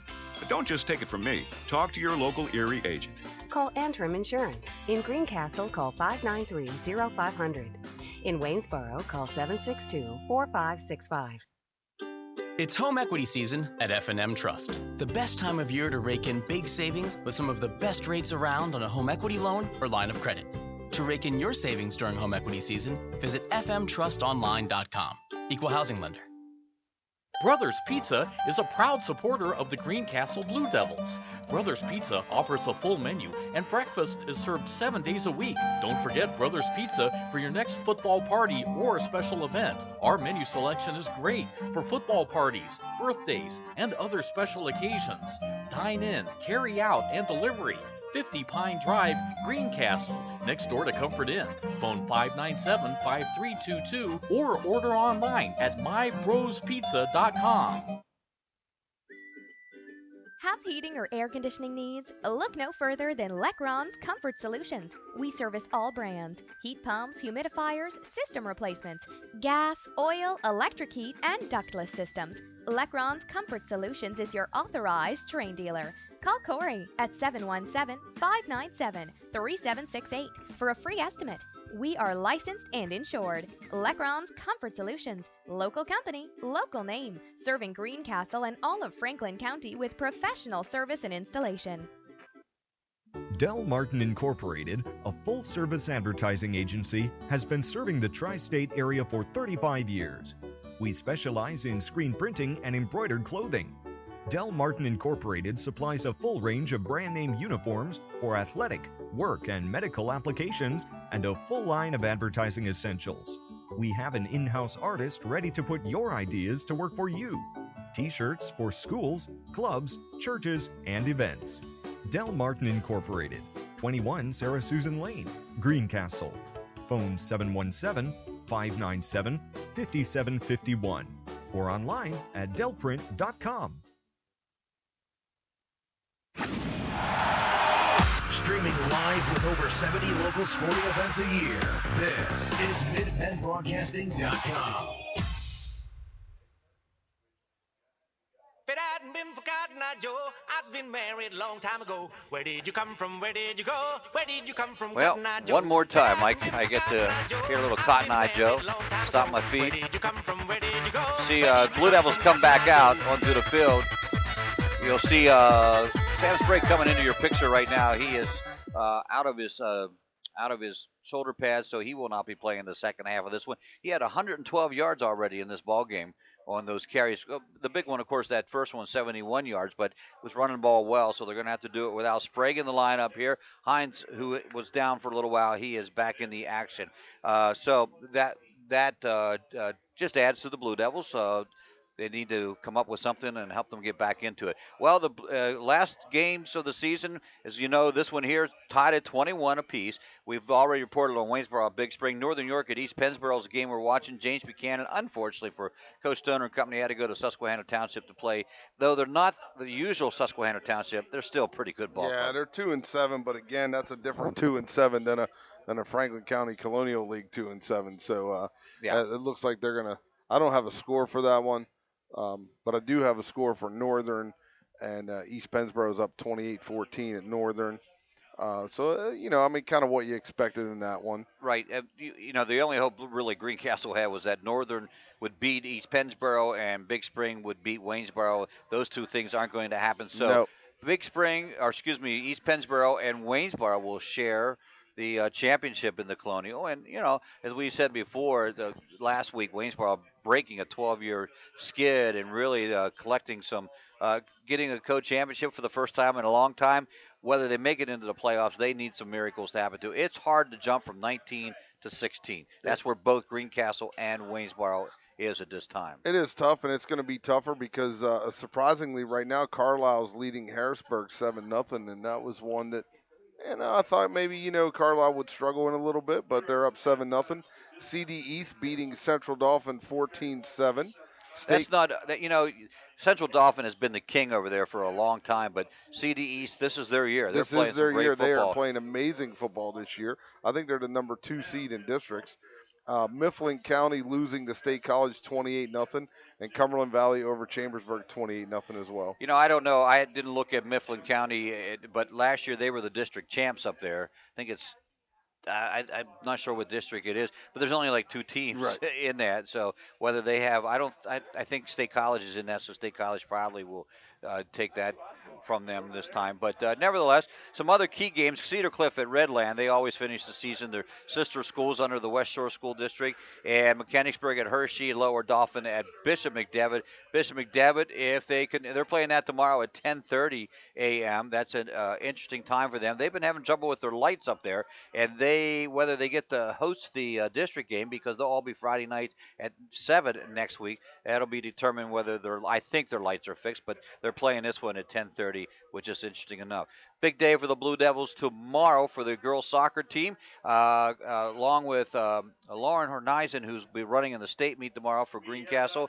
That's at a 10:15 start time for her, and then at 3:15, if you're in the area, at Hershey Arena, or not Arena, Hershey Park, the stadium. Is that the arena? Yeah. No, the stadium. The Greencastle girls will be going for their very first ever district championship in girls soccer in Double A, and they've been playing excellent soccer. In fact, they have in the 3 games so far, 2-0, 2-0, 2-0, have yet to give a goal up in district play, and see what they can do coming into to that one. They automatically have qualified for the states, first time there, so that's exciting in itself.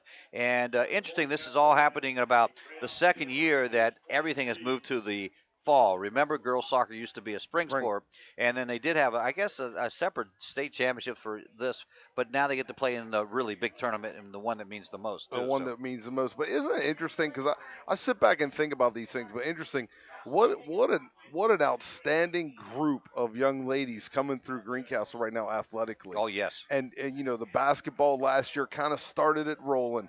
Had a nice year in softball, and then you go back into soccer this fall. So just what a great core group of athletes coming through. Yeah, there certainly is, and they've been using them around in the different sports too. They're playing multiple sports.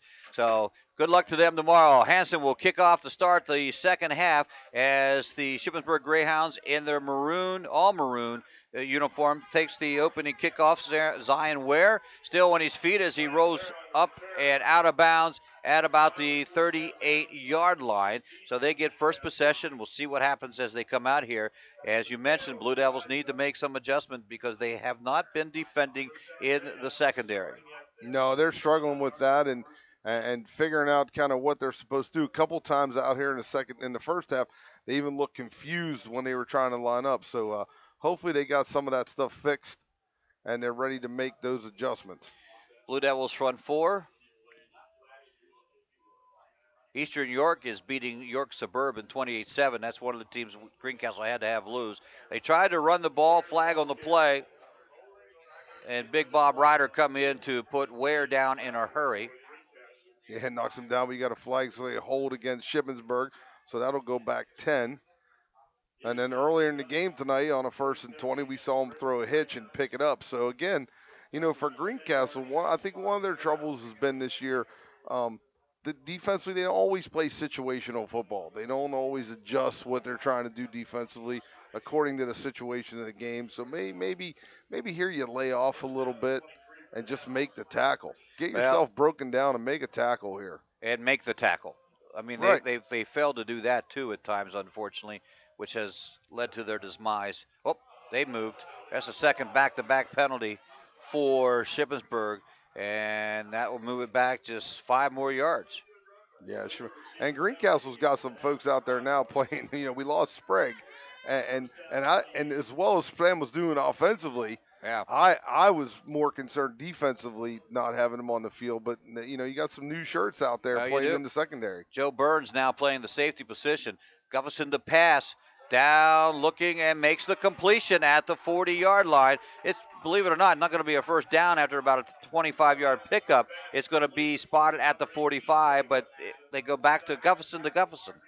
Yeah, it's right. I mean, it's so, I don't know. I don't know. I'm sure they're frustrated down there. I'm frustrated up here that they're just throwing the ball up. In the last 4 weeks, it seems that's what they do. They throw it up, and their guys are running under it and making the plays. Kega's moved to a defensive cornerback here, and Christensen, excuse me, is in on the right side too. Now the Blue Devils all jump. Yeah, it looks like, well, I can't say. It used to be they threw the flag on the side that moved. Yeah, but we don't really know. And now, then they tricked us a couple times. So. It is unusual that 4 would jump at the same time. We'll wait the call. Oh, defense. Oh, they're going to call it against the Blue Devils. That's going to be a first down. Blue Devils now have committed their third penalty that was been taken. They declined the one. And so the ball goes into Blue Devil territory at the 49-yard line. They don't need to give them any yards. 1st and 10 now. Clock stopped 11:17. 2 in the back. And they're going to give it on a sweep around the right side to Furman. Furman gets tackled coming up about 1 yard. Burns comes up from his safety position, and Dunnigan also comes up from the line, or Gleichman. That's Dunnigan, I think, isn't it? Yeah, and great job by Hartman again. He's not going to get credit on anything on that play, but he was right there to keep it closed. And as I said earlier, he had to close it down. He did. They bounce it. By bouncing it, they get nothing out of it. A 2-yard pickup, a yard pickup. So great job by Hartman. Gufferson and Mills, the wideouts in the lineup. 3-stop drop back, and now they're throwing it up. Oh, what a catch. Great pass and a completion down at the 25-yard line for another Shippensburg first down. I don't understand why you would keep playing in their face, because you can't run with them down the field. You're not going to tackle me, are you? No, not okay. yet. Loosen up. Okay. Loosen up. Get off the guy. Let him catch the hitch and tackle. The deep ball's the one you don't want to give up. Get away from his face. 25-yard line. Mike had his hands on me as he was demonstrating, which always scares me a little bit. So Ware with the trying to go around the end, and this time, he breaks one tackle. He breaks another tackle, and still brought down finally by Stolliber at the 32-yard line for a loss of about 7 on the play. Yeah, give Ware credit, man. He ran a long time to get nothing. And but he broke a lot of tackles, and the pressure was too much. And we said at the beginning, Ship's doing such a nice job of throwing the ball to the outsides of the field. Scrap the running game. And it's funny, that's what JB did. Oh, they did. They just gave up running. They gave it up, or they gave it to Pates back there and said, go ahead and do what you got to do with it. They went that 5 wide and went to it all the time. This is 3 wide, 4 wide actually, and here he comes again. Looking left, nothing there. Now decides to roll to the right, fires across the middle, and incomplete. That was Burns got his hands on that one to knock it down, to give him the defensive credit on that one. Or Defensive Player of the Year. Yeah, on that one. Either one. I mean, my God. Is that the first time in a long time we've seen Tyler throw a ball that actually got knocked down? Yeah, he's either thrown it incomplete because it's the right place to throw it, or he's completed everything he's thrown. Well, they'll send both Mills and along with Gufferson and also Freeze out to the far side of the field. Now they're going to run a draw, a little fumble on the play, and Ware had to wait on it as the ball popped up in the air, and another loss for Shippensburg on that one. It brings them way back to the 35-yard line. 4th down situation, Mike. 4th down might be a nice spot to pooch punt it here, right? If you got that in your repertoire, I can't really say that, but you're close. Yeah, but if you got Tyler's a good enough athlete to back up and just kind of put his foot in one and see where he roll goes. It down to the 10. The worst is going to be is the 20, right? Yeah. So from the 35, or throw it wide and get a first down or a touchdown. Look, that's too much. Get off of him. Mike's yelling at a defender just in case. Not me. I just wanted to clarify that. Throwing that fade again, wide open, makes the catch, but going to be short of the first down as Gufferson brings it in. He's going to have a boatload of yards and receptions. He's down to the 19-yard line. Blue Devils will take over on downs. Greg, what's that thing if you keep doing the same thing over and over? It's called insanity. And you keep Albert Einstein and you're will expecting tell you the same results, right? It's called insanity from Albert Einstein. If you play up in his face, he's beating you all night. You've got to get off of that. You have to. Or if you're going to be in his face, you've got to hit him and have someone play it over the top. Never thought we would bring up Albert Einstein in our broadcast of the game, but hey, just Myers out of the eye. Hines gets it, running room to the right, gets 3 yards up on the carry, up to about the 23, 24-yard line. You got somebody down, you got a Greyhound down on the field. We've had clock stoppages for 3 injuries now on this one, maybe 4. And so everybody takes the knee. 8:13 here, 21-21, still in the ball game. Well, Mike, as you mentioned, you'll have an opportunity with Gary Klein tomorrow to do that Mercersburg Academy, the Hill School ball game, and not only Mercersburg Academy with the multicultural lineup, but you'll also have that from the Hill School, and it should be entertaining. But after that one, with no playoffs, the next time will be basketball. Right, we are still going to do Chalk Talk on Thursday night, so we are still going. We're going to wrap up the season. Are you going to do it this Thursday? On this Thursday night, because we got to go back. I recorded all of our picks on how the season was going to play out. So we'll be able to talk about those on Thursday. Lizzie Arbogast keeps talking on Twitter and everything else how she's winning the game. Well, we're not involved in that. So she can say all she wants, but we're not involved in that one. No. And luckily, and I say she's sitting awfully close to me. So next thing will be what I did on Twitter. She's going to say something, but no, she doesn't want to mention that. She has followers that she doesn't want to lose. So, injured ball player for Shippensburg is Dante Nybert, defensive end, and he'll come off, tight end and defensive lineman. He'll come off. So the Blue Devils and Shippensburg come back out. It is a second down for the Blue Devils. They gathered 4 yards on that first down play. Oh, they are second, and they're going to call it 5 up on the board here. By the way, I thought Veterans Stadium here, the field looks great. A lot of green grass. Usually at this time of the year, you don't get the opportunity for all to be grass. There's a lot of dirt around. And they did a nice job when this used to, or still is a baseball field, when they took the dirt baseball field out too. Blue Devils will bring Stolber wide to the near side and Silva on the other side. They're going to run the jet sweep this time to Chrisman. Chrisman, the ball carrier, he gets hit up right away and not a big gain. They say fumble, and Shippensburg say they have it. Yeah, they're going to give him. The officials are going to give him the ball. So they try to run a jet sweep with Chrisman, and they get the turnover there. So Shippensburg gets the ball at about the 23-yard line going in with a little bit of momentum here. Well, Chrisman, that's the first time he's played that wingback position, first time he's run that jet sweep at the varsity level, which makes it somewhat difficult, but that's what the Blue Devils are down to right now. 8 minutes, or just under 8 here in the third quarter. So 21-21, Shippensburg with the ball in excellent position, deep in Blue Devil territory that is Freeze. Cole Freeze gets the call, and Freeze about a yard up. Well, no, they're not even going to give him a yard on the play. Back to the line of scrimmage. Yeah, back to the line of scrimmage, 2nd and 10. And now I would think, Stolber on the tackle, by the way, I would think that the fade pass would be coming. If you were a betting man. Yeah, really? Everybody around me like, yeah, really? Yeah, if you're a betting man. If you're a betting man, you'd bet on the fade and you'd put money on Lizzie to win the let's not get carried away here. Trips to the left. Gufferson usually goes that way, and that's the far side of the field. Quarterback keeper this time. And nice run. And a touchdown from Gufferson. Great job by Tyler G going down through there. Tyler Gufferson just goes through, finds the seam.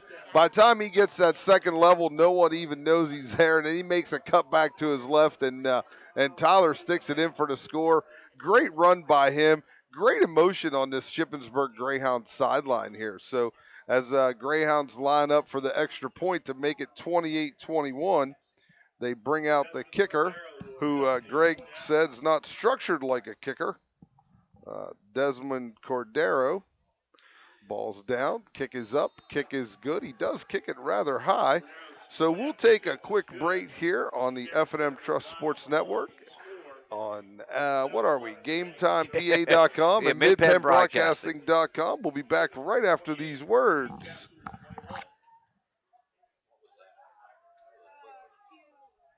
Brothers Pizza is a proud supporter of the Greencastle Blue Devils. Brothers Pizza offers a full menu, and breakfast is served 7 days a week. Don't forget Brothers Pizza for your next football party or special event. Our menu selection is great for football parties, birthdays, and other special occasions.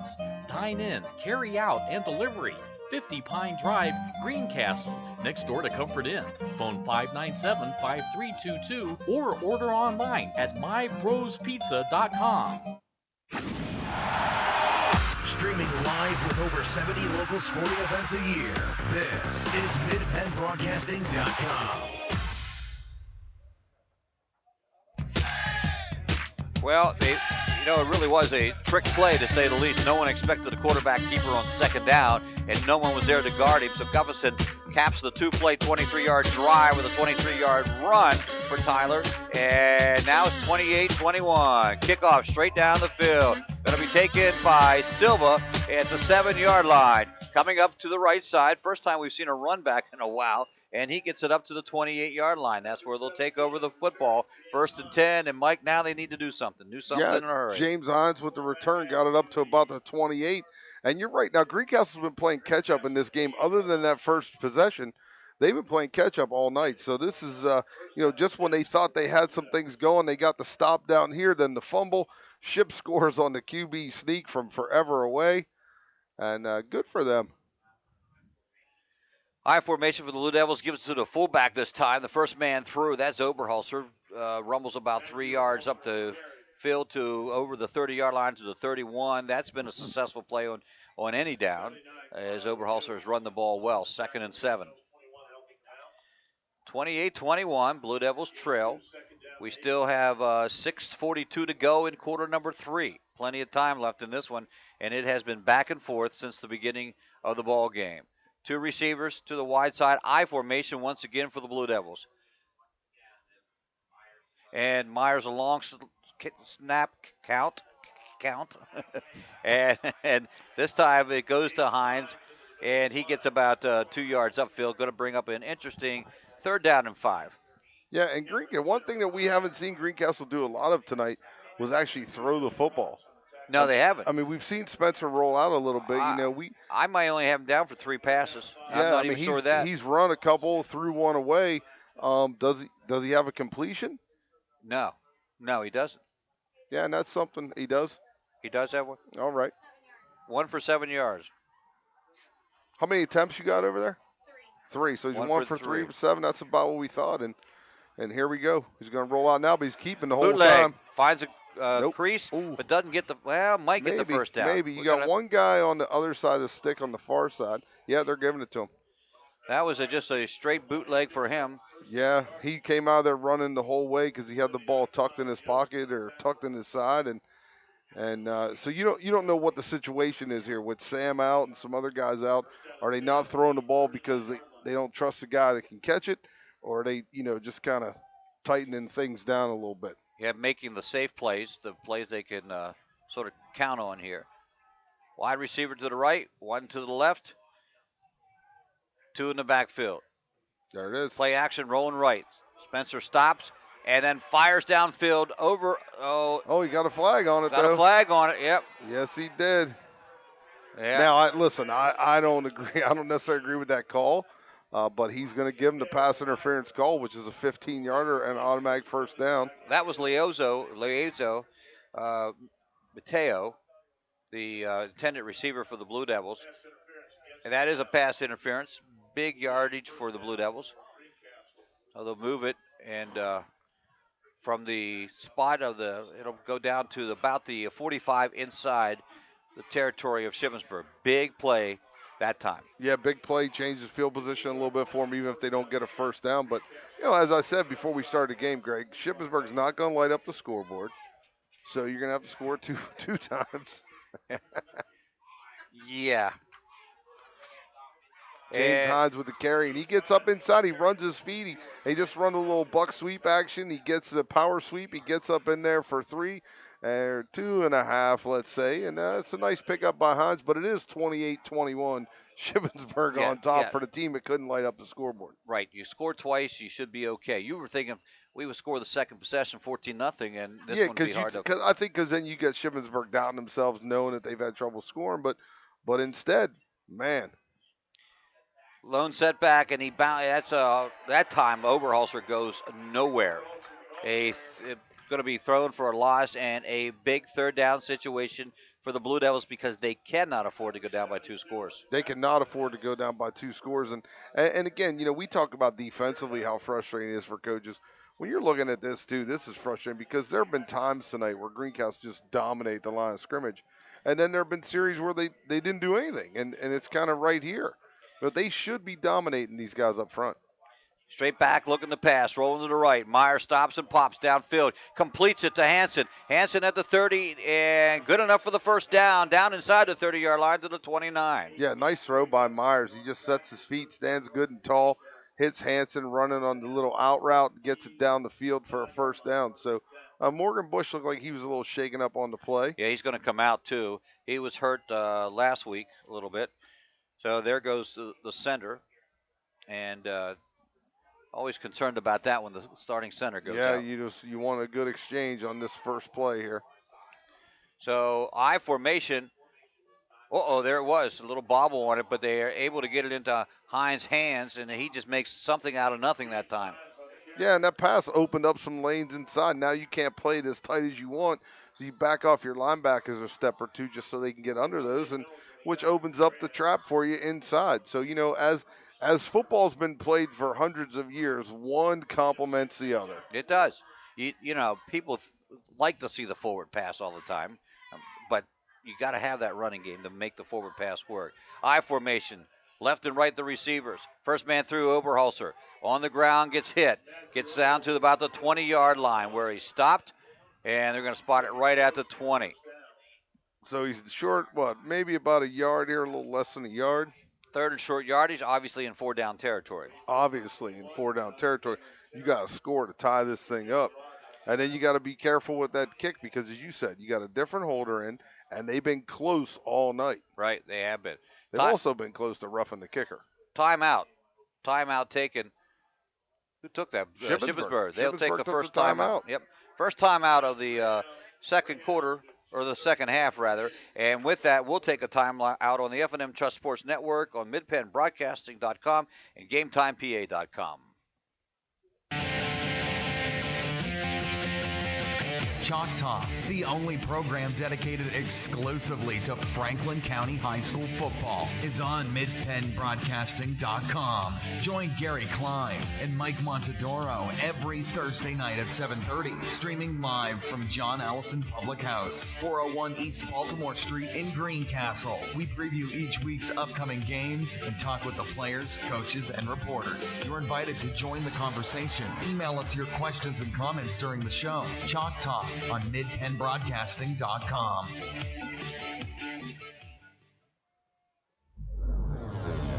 Your home for Franklin County sports. This is midpenbroadcasting.com.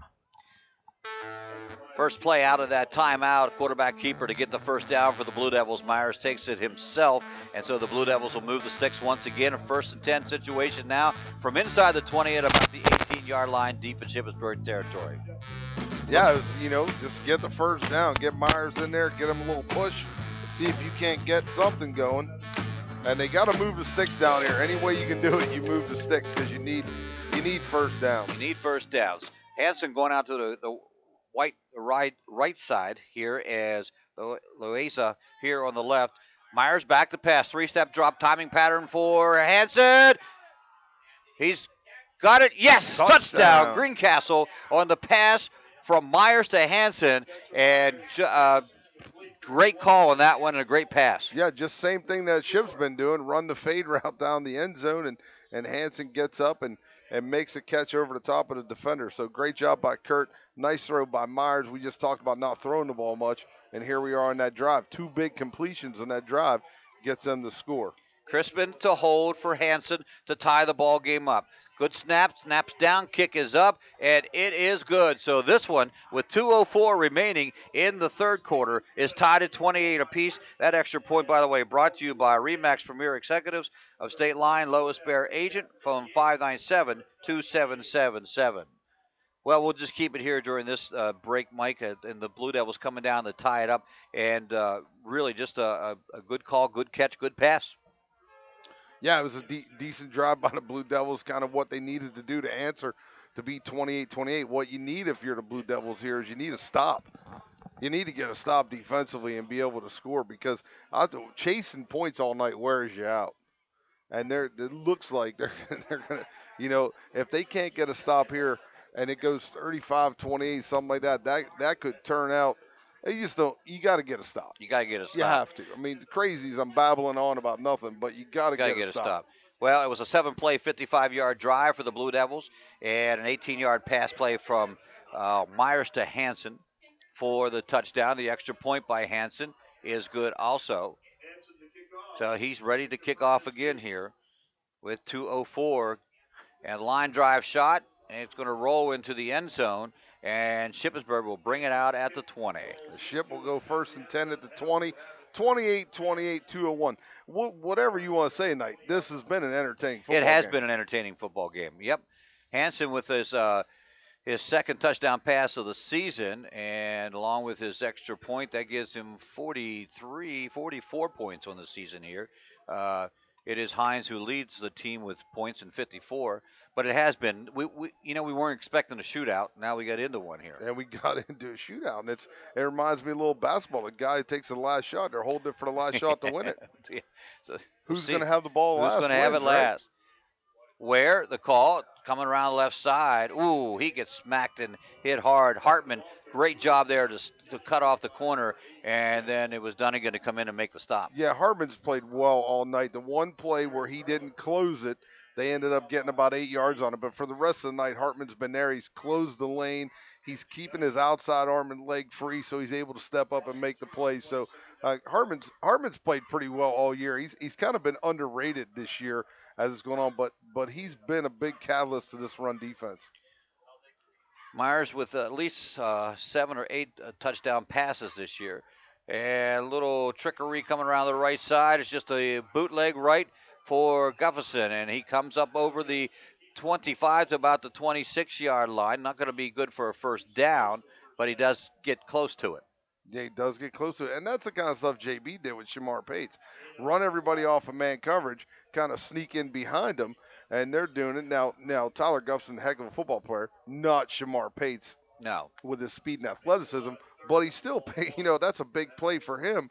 Picks up 8 or 9 on that, makes it a 3rd and 1, so they're in a manageable 3rd down and keeping the chains moving. It'll be interesting to see what their call is on this 3rd down. Do they give it to Ware to see if he can get the yard? He's the lone setback. Everybody else in tight, including the 3 receivers here on the near side of the field, the short side. They're going to give it to him. They're going to run that way. He's going to get the first down and a few more yards to boot before Hartman finally brings him down as he goes up over the 35, down to about the 39-yard line. Yeah, picks up about 7 on the play. They come out in a tight trips bunch formation.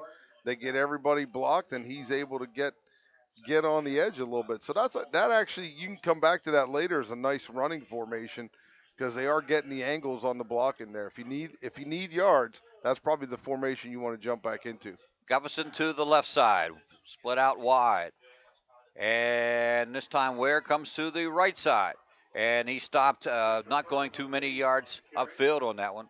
Yeah, so a host of white jerseys met. And you're not going to give Hartman any credit in the stats for that play, but he makes that play again. He makes Ware go down inside, and all the pressure and support was inside to help. Made him run into that 6'3", 250-pound end Jarrett Stolliper, which is hard to get by. Yes.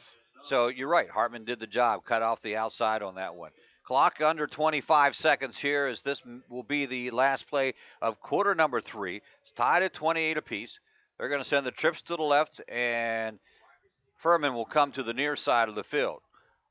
ISO back in the backfield, and they'll give it to him. Ware, a couple yards, almost stripped the ball from him, but he held on to it, and the third quarter has come to a end, 28-28 on the F&M Sports Trust Sports Network on midpenbroadcasting.com and GameTimePA.com. It's home equity season at F&M Trust. The best time of year to rake in big savings with some of the best rates around on a home equity loan or line of credit. To rake in your savings during home equity season, visit fmtrustonline.com. Equal housing lender. There's nothing like being at the game. The excitement, the fun, the food, and all the waste. Whether it's popcorn boxes, hot dog wrappers, or this soda cup. Big games generate tons of waste. That's why Waste Management is helping stadiums and businesses reduce waste altogether through recycling and organic composting. To learn more, talk to your local waste management representative or visit thinkgreen.com. Chalk Talk. We talk high school football every Thursday night at 7:30 on midpenbroadcasting.com. After the timeout, team switch sides. Shippensburg moving from the west to the east, right to left, timing pattern pass out here. He's double teamed, and there is the flag as Mills was surrounded, and they're going to call the offensive or defensive pass interference. Now you have a scorned look on your face, Mike. Yeah, I'm not sure I like the call there. The ball seems to be underthrown. Both people have. I mean, the defense has just as much opportunity to get to the ball. Now, I believe if Votral makes a play on the ball, that call doesn't get made. Right. But he's got to come up and try to make a play on that ball. So yeah, I don't know if I like that call. I do like the way they defended it though. Had it double teamed. You got it double teamed. Yep. You had two guys over there making the play. The ball's in the air a long time. He can get there. But I don't necessarily like the call. Ball goes to the 44 inside Blue Devil territory. 1st and 10 for Shippensburg. Final quarter of the 2014 season underway. 6 seconds taken off the clock. Handoff goes to Ware. Ware up the middle. Not going to go too far as a few of the interior line just pull him down, and Ryder gets him by the feet, and down he goes. 2nd and 9. Were you going to say 19-14? No, I wasn't going to say 1914. I don't know what I was going to say. It's not important what I was going to say. the 2014 season as it winds down here. Well, our next broadcast, obviously after the Mercersburg game next week, will be the Franklin County Tip-Off Tournament, and we'll do each and every game of that one. There'll be a day of exhaustion. It will. Wideouts to both sides of the field. 2 in the backfield for the Greyhounds as they work from the center of the field. Going to give it on a little misdirection to to 8 that time. That was Furman, and it was Hartman who stayed home and made the play and reduced it to a major pickup to about a 5-yard pick or 3-yard pickup. Yeah, we talk about that. It's hard to run the counter crisscross against a team that runs the counter crisscross. Especially Greencastle, always disciplined on that in the backside. Looking forward to some of our Chalk Talks coming up in the next couple of weeks. We'll have Coach Larry Stroud on from J&B. I'm sure we'll have Gary Martin from Greencastle and just, maybe try to get Sean Schreffler in. But just looking forward to talking to those guys before the season starts and get into it. And it's that time of year, right? It is that time of year. Wing to the left, he's up close. And play action, rolling to right. Galveston and running down, throws it up in the air. No. It had to be out of bounds. Yeah. They were at second base. First base. They were on first base, almost on the pitcher's mound. I tell you what, Mills makes the catch. It was a great catch, but he was double teamed again. And the throw was where it had to be to have any chance. But it will be a 4th down situation, and they're bringing the punting team on. Shippensburg looks like they're going to punt this, which is interesting because I don't believe they punted all night. They haven't. And so you're wondering if the snap is going to go here? Well, you got some guys walking around, nobody's set. Who's the up back here on this one? He's not. Well, we'll see what happens. He's awaiting. He gets it. He's going to punt it. And he pooches it down to the right side and going to take a Shippensburg roll just as they want it inside the 10 to about the 8-yard line. 10 minutes left to go in this one, Mike. 28-28. This is where you need the Patton Greencastle drive. Yeah, I was just thinking that. I was just thinking that this is exactly, if you're the Blue Devils, what you want. You want to start taking over the offensive line. You want to play line play here. You want to run the ball down their throat a little bit, and you want to get about an 8-minute drive, and you want to stick it in here and take the lead. But you got to dominate up front. That's where it's got to start. Wide outs on both sides of the I formation for the Blue Devils. They're going to give it to the tailback in the formation. That is Hines. Hines comes running out of the pack up to the 15-yard line and going to be really close to the first down for the Blue Devils. He's about 2 yards short, right? It's really close. That is really close. That's closer than 10. It is. Thank you for that clarification. But it's 2nd and 2, and that's what you want here. You want those kinds of plays. Now you don't have to be in such a big hurry in and out of the huddle. You take your time. Everybody knows what's going on. Take your time, get down the field, and as we said, maybe the last team with the ball wins it. I formation again. This one Hines again, trying to go around the left side. Gets horse collared there and gets the first down. Gets over the 20 to about the 23. Did not like the exchange, their center quarterback exchange there. Looked like they had some trouble with that. They got to get that cleaned up a little bit. I think sometimes Spencer comes flying out of there. He's so excited about things. So he's going to have to ride that a little bit longer. And this is, this is the Blue Devils. This is what you're born to do this if you're a Greencastle kid. Well, that's true. They're running up the middle. Trying to see 75 appears to be the center of record. And straight up the middle they go with the ball again. Oberholzer, the ball carrier. They run a guard trap. It's just a wing T guard trap out of an I formation. They give it to Oberholzer. He picks up picks up about 4 on the play. Maybe a long 3, but it's, you're in that situation where this is Greencastle. This is who you are. Running up the middle. Actually, that's going to be a 6 number there at the center position, right? Or is that walk at 75? I don't know. Can't really tell. Handoff to Hines. Hines sees a little gap, runs into his man of his own, knocks him down, and then continues to run up to about the 33-yard line. It looks like they're going to get the first down. The guy on the sideline marked for first down, but now they're moving the ball all around here, so Doug will take a good look at it. Doug Herzog, the white hat tonight. There it is. Oh, yeah, he's perfect from there. And Doug's a heck of a golfer, too. I mean, he never loses a ball. You said that last time, I think. Yeah, he never loses a ball because he knows all the time where it is. He can see. Well, he he's can see used 50 to that. yards across the field. It's right there. First and 10 for the Blue Devils. Clock winding at 7:53. It's playing on both sides here. Cautious of that. Blue Devils, Hine, handoff, left side, running room. It is Mills who makes the initial hit after about a 4-yard pickup. One of the things that when you're an I formation team that you could key on the fullback because he always takes you to the ball. But one of the things that makes Greencastle unique in this I formation is they still run their wing T trap plays. So actually they run the counter better than most I formation teams, and that's what you just saw there. They ran the counter to the backside, pick up 6. Coming out of that same formation again. From the center of the field, moving left to right here in quarter number 4. Fullback, Oberholzer, big gap in the hole in the line, and he goes up over the first down marker to the 45, the 46, maybe even the 47. They'll call it the 46-yard line. 1st and 10. 1st and 10, the guard trap inside, even though it's out of the I formation.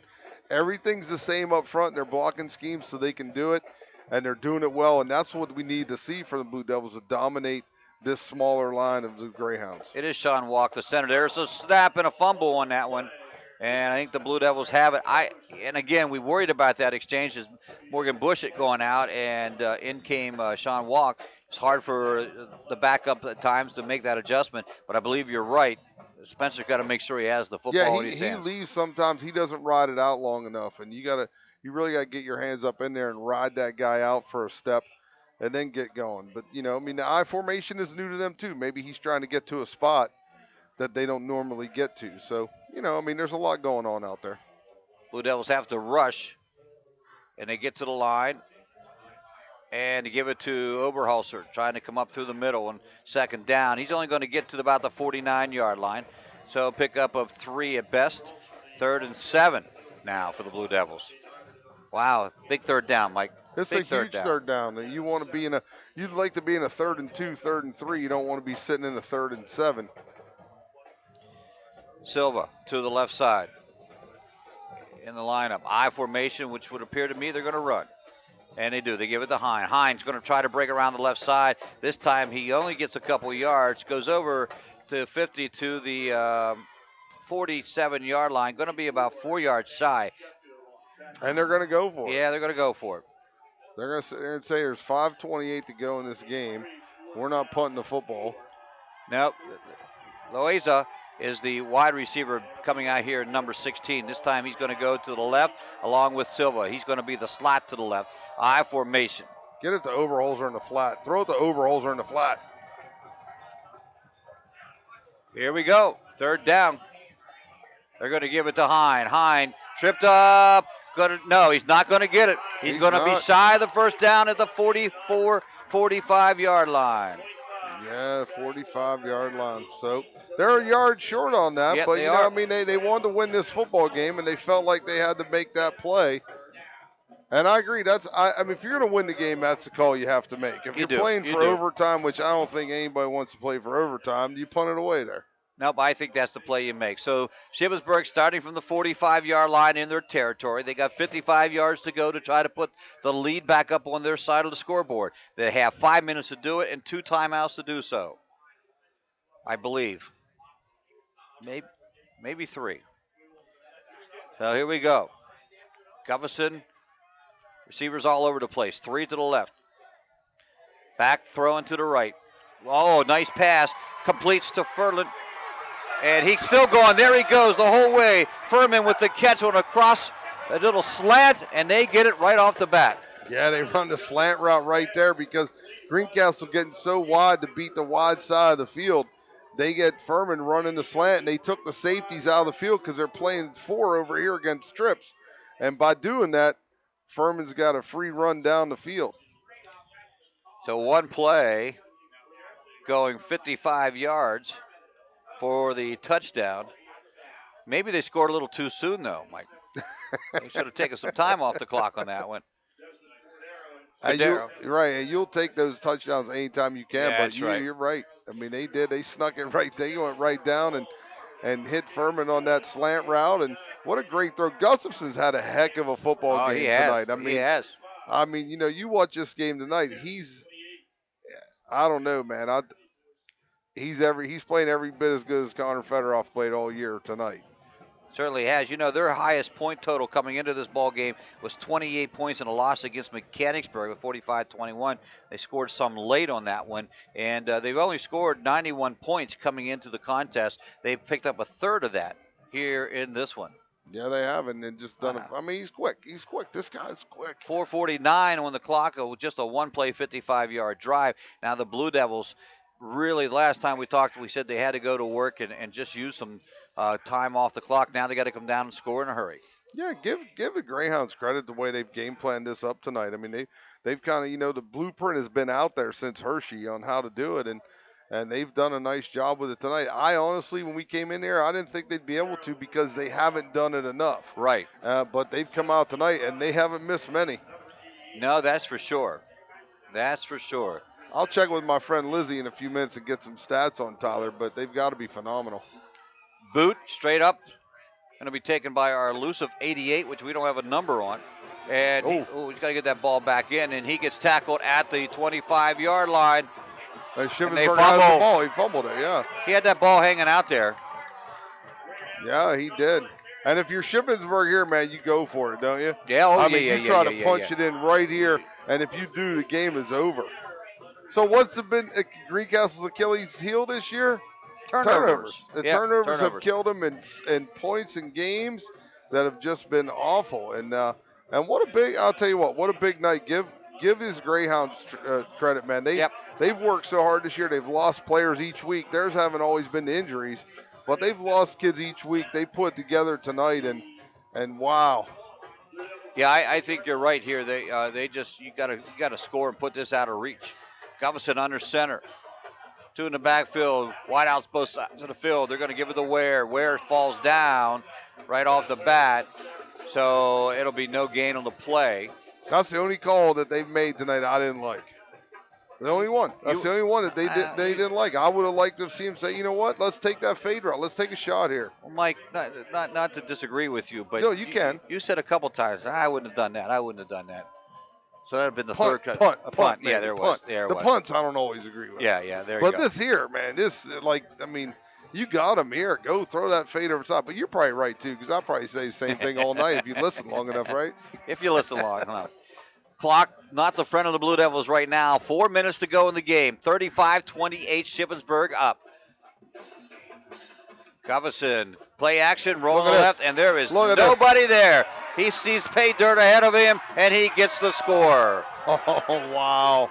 Second time they've run that play. Yeah. Well, that wasn't the same play. It wasn't the same play, but if you're going to play man coverage and you got no one out there, and the way they're lining up, again, these guys are it's not like this is make believe. I mean, they're looking to see what they're doing, and they're calling the plays against it, and it's just, it's a butt whooping now. Yeah, it is. It is at that. This is going to make it the extra point, and Cordero's been putting them in the pine trees behind the snack bar, so I don't think this should be a problem. And he gets it up, and he makes the extra point. Good. 3:46 here in the ball game, and the lead expands to 2 scores, 42-28 in favor of the Greyhounds on the F&M Trust Sports Network on midpennbroadcasting.com and GameTimePA.com. Hey, insurance companies that want to spend $1 gazillion on funny TV ads can go right ahead, as long as it's not my money paying for it. For seriously good auto, home, business, or life insurance, I go to Erie Insurance, where a great price is just the start. You get unbelievable service, independent agents you can really trust, and superior products. But don't just take it from me. Talk to your local Erie agent. Call Antrim Insurance. In Greencastle, call 593-0500. In Waynesboro, call 762-4565. This is Greencastle Antrim Blue Devils football on midpennbroadcasting.com. Just a 2-play drive that time, and Guvison, not the bootleg to the left. The other touchdown was a quarterback keeper right up the middle. And so they have expanded the lead to 42-28. Kickoff now to number 88 down to the 12-yard line. Trying to come around the outside, doesn't. Nice tackle, open field tackle by Cole Freeze, and the Blue Devils have a long way to go and a short time to get there. They do have a long way to go. They're down 2 touchdowns with 3:41 to go. Now you like to see them get in and out of the huddle. And again, now you're asking Greencastle to do some things that maybe they don't want to do or do very well because they've got so many guys hurt, they don't have anybody on the outside. Ah, that's right. Should be interesting to see what they do. They'll bring 2 new into the ball game. So 42-28, they have to score twice in 3 minutes and 41 seconds. They're going to send Twins out to the right side, actually trips out there, one to the near side of the field. And Spencer's going to look to throw. Fires and overthrows Silva for an incomplete pass. Yep, Silva not able to get his hands up there to get it. Little 2-step drop on the curl route there. But you're going to see Ship not do anything crazy here because you got a 2-score lead. So they're going to stay off. They're going to play an off coverage, and again, they're going to do what we talked about. Let them catch it, make a tackle, and make them have to go. Make them eat up this 3 minutes to score. Just to score once. Yeah. Yeah. Blue Devils after the incomplete pass. Clock stops on the snap. Myers with just 1 in the backfield. Trips to the left, 1 to the right. Working from the right hash mark. Looking to pass again. Coming around, rolling, fires incomplete to Votra. Yep. And if you look as Ship lines up here, they had 6 guys 8 yards or further off the ball. 6 defenders 8 yards or deeper off the ball running around the field. So that's what they're going to do. They're going to let you have whatever you want underneath, and then they're going to make some tackles. 3rd down and 10 for the Blue Devils. 2 incomplete passes for Spencer Myers coming out here. Silva comes to the near side on our side. They're going to put 2 wings, 2 slots out, and 2 wide receivers. Myers fires, almost intercepted that time. And you heard Furman, you heard the collective ooh here from the press box, and that brings up a 4th and 10 situation for the Blue Devils. But you can do that if you sit back and that ball's in the air. You can make a break on it. It's like basketball. You know, if I sit back, I see where you're throwing it. I can make a break and go, and that's what Victor tried to do there. If I'm playing tight press and running down the field with my back to the quarterback, I don't make that play. So, hey, it's 4th down here, and I believe if, this is all she wrote if they don't pick this up. Yep. They need a huge first down here. 42-28, Shippensburg on top. Now is almost 50% of their total output of the season with the 42 points. Send Votro in motion. Myers straight back in the pocket. Has some time. Firing down here for Votro on the run, and he can't bring it in. Coverage there by Shippensburg. It was really good, and it'll fall incomplete. And Shippensburg has it on downs with 3:23 to go. And this is a tough one, Mike, because it's a lot of time up there. That will take at least how many snaps to get the clock done. Yeah, and I mean, Coach Faust, these guys know each other. They've been around a long time. They got a lot of respect for one another. But so you don't anticipate Coach Faust throwing for the end zone here. You don't anticipate him doing something like that. But you got a lot of time. You got a lot of time. And they're not running the ball well, so and you don't want to give it back. No, though I think the time would be the factor that they really would believe that Greencastle couldn't score twice. Pitch out to Ware trying to go left, trying to go right, and Ryder brings him down in the backfield for a loss of about 5 yards on the play. Yes, still struggling to run the ball against this defense. And again, as you said, that's been the whole story this year. You can't run, but you can pass. And again, that we looked at that secondary tonight. It's not anything like it was the first game of the year. Nope, some guys are out, and hopefully Graham is recovering and doing very well after his appendectomy last week. Yes. And that's a guy, interesting enough, before the season started, you didn't look at him as someone who's going to be a big contributor, but that's a guy they miss sorely. Peckhurst, Measle, and Sprague all in the backfield, all out with injuries right now from the starting backfield. Little crisscross play, little misdirection, and it is once again, now around the side is Freeze. Freeze almost made it. Had one to beat, got down there around the 30, and got forced out of bounds. It gives them a makeable third down. Yes, it does. Makes it about a 3rd and 4 here. They needed something like that. Even to take some knees, they need to get to that point in time. They do need to get to that point. I would guess that, I've known Chuck a while. He's not going to take timeouts just to take timeouts to extend the game. No.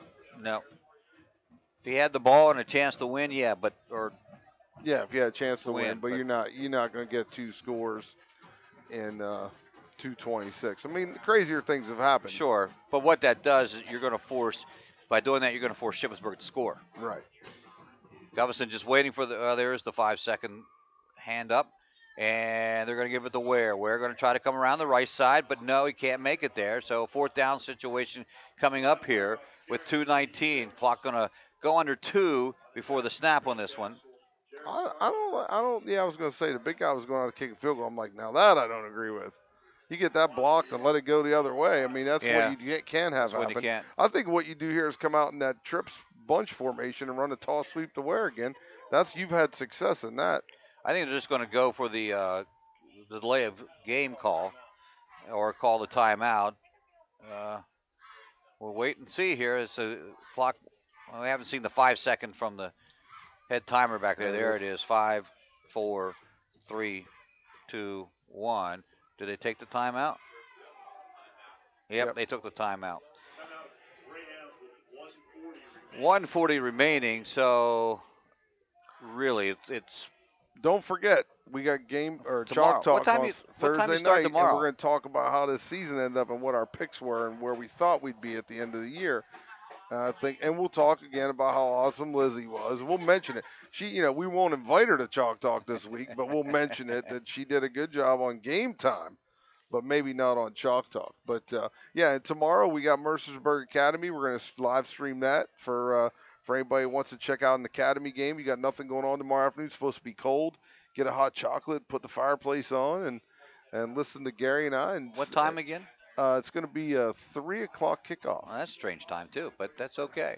I see where I'm watching Lizzie's news feed here. She's amazing over there. Four Penn State football players were arrested for egging a university building. Now, in comparison to the stuff happening around the nation, okay. Sit out of play, okay? Where'd they get the eggs? That's probably an NCAA violation. That might be, unless the coach gave it to them. There's someone moved.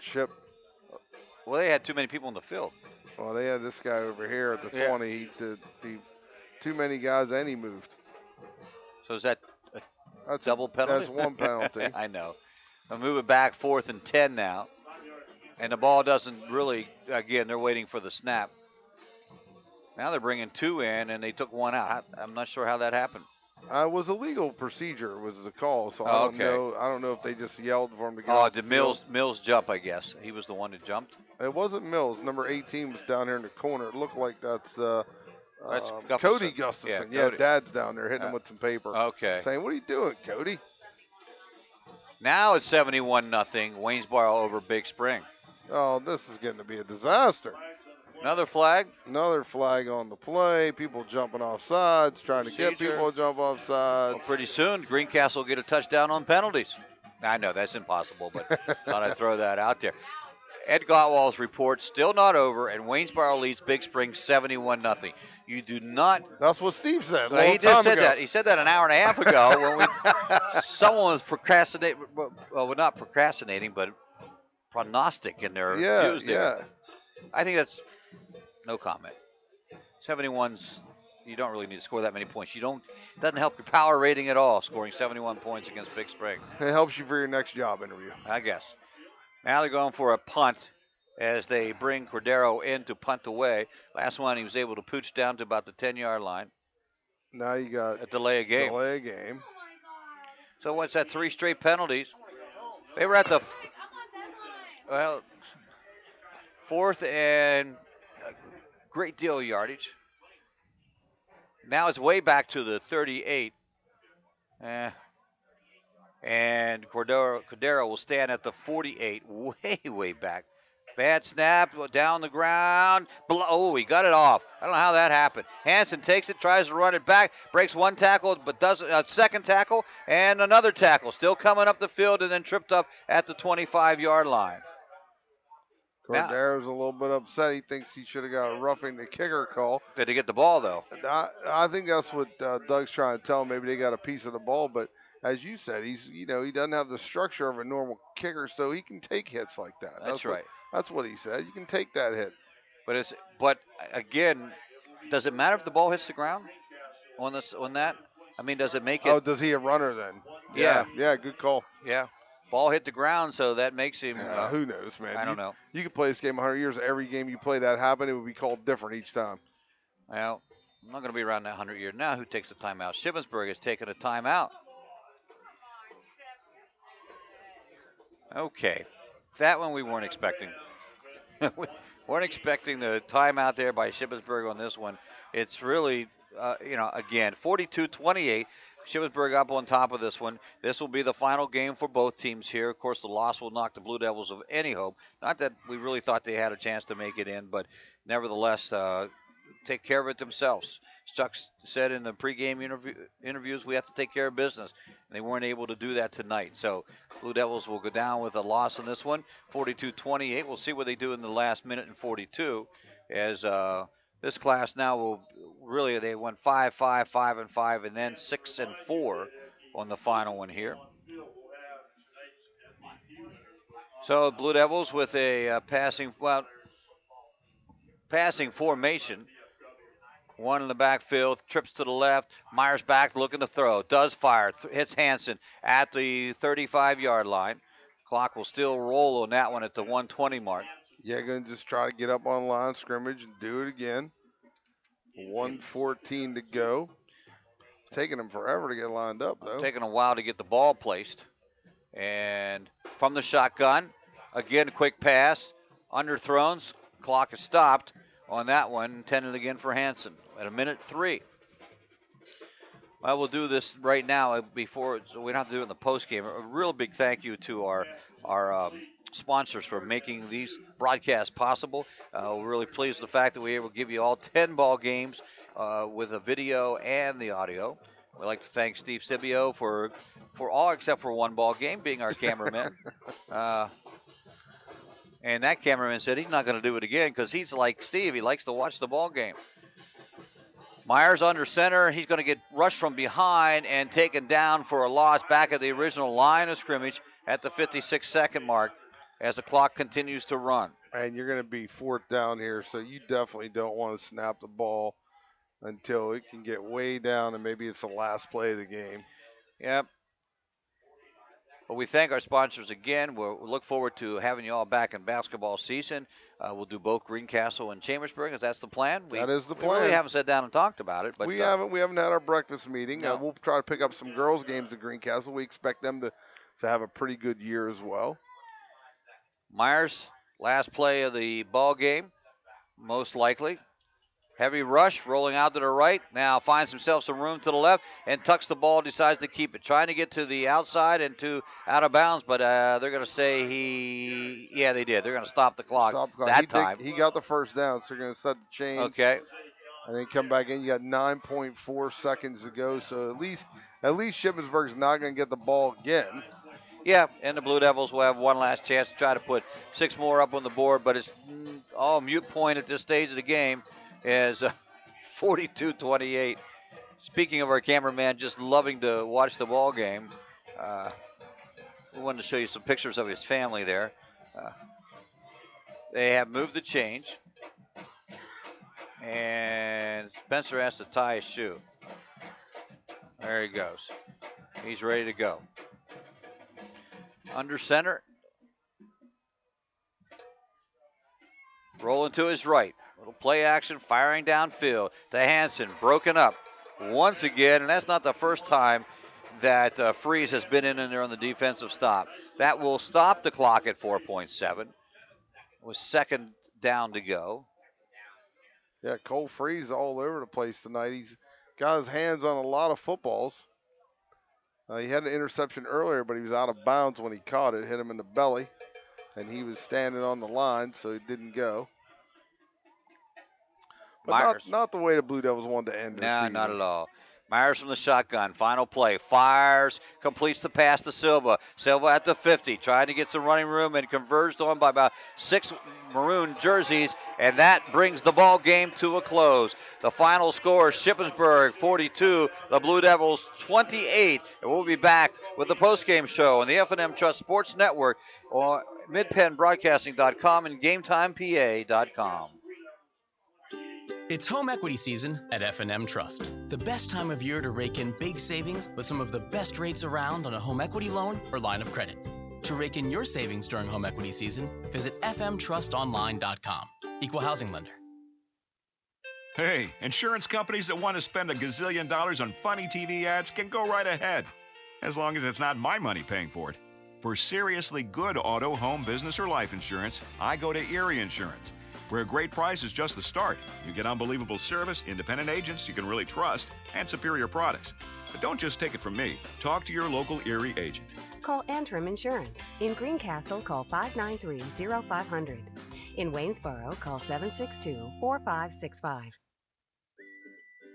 Have heating or air conditioning needs? Look no further than Lecron's Comfort Solutions. We service all brands: heat pumps, humidifiers, system replacements, gas, oil, electric heat, and ductless systems. Lecron's Comfort Solutions is your authorized Trane dealer. Call Corey at 717-597-3768 for a free estimate. We are licensed and insured. Lecron's Comfort Solutions. Local company, local name. Serving Greencastle and all of Franklin County with professional service and installation. Del Martin Incorporated, a full-service advertising agency, has been serving the tri-state area for 35 years. We specialize in screen printing and embroidered clothing.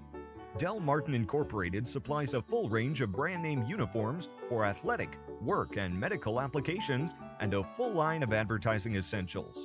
We have an in-house artist ready to put your ideas to work for you. T-shirts for schools, clubs, churches, and events. Del Martin Incorporated, 21 Sarah Susan Lane, Greencastle. Phone 717-597-5751 or online at delprint.com. Every day, Fast Signs helps businesses with their visual communications. We ask the right questions, recommend smart solutions, and help you build your business. At Fast Signs, we're innovators, planners, and designers, and we're more than ready to help. Contact Fast Signs today. Visit www.fastsigns.com or visit us at our Greencastle and York locations. Live and local. This is MidPennBroadcasting.com.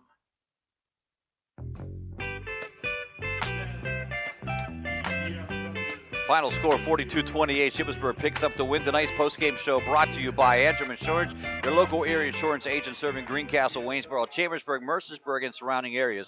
Antrim Insurance, 169 South Antrim, Greencastle, and 1685 East Main Street, Waynesboro. Not how you wanted to end the season, and not the game we thought this was going to be. Not at all the game we thought was going to be. It was way more entertaining than I thought it was going to be coming into it. And again, not the way you wanted to end the season. Greencastle just kind of ended this season on a downer the last couple of weeks. And they did. And just not getting things going the right direction, whether it was injuries, turnovers, what have you. It's just been a tough year for the Blue Devils after about week 4 or 5. It has been a telling tale. I don't know if you saw it there, and Steve brings the camera out a little bit there. Look at the crowd of injured ball players for the Blue Devils.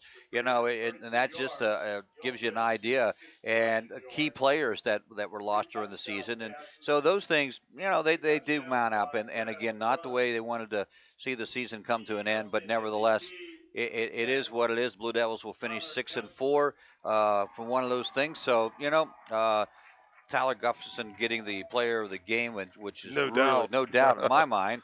Had a tremendous game for the Shippensburg Greyhounds. Greyhounds came out and did what they had to do. You know, got up and down the field really well, and Blue Devils scored 28 points. That's, you know, about the average of what they're going to score. And just that Shippensburg in this ball game, 42. They had 91 points coming into the season. They scored 42 tonight. Yeah, great night. They had the right game plan. It's, you know, the blueprint was laid out.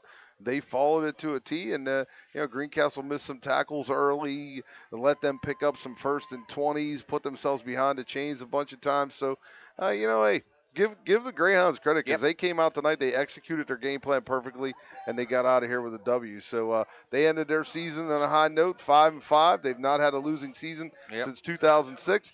And the Blue Devils, probably, if you talk to them tomorrow, whatever, they'll tell you the season's been a disappointment. It'd be a disappointment, even though it was 6-4. There was some thought coming in after a couple games, and you kept saying the sample size wasn't big enough, and you're absolutely right. They run into the East Pennsboro game, which, you know, one of those they could have won, and then Hershey just blew them apart. And, you know, then again, the Waynesboro game, which Waynesboro really did dominate that ball game, and this one tonight to be the 6-4. But a couple games they did not want to lose, didn't think they were going to lose, and they do. And that's the way it is. We'd like to thank our seniors this year. You know, great season for them. They you know, some really good, that some of those will go on to play ball at other places, take the next step to the next level. So should be good for them. Blue Devils bring back a great nucleus next year of skilled ball players.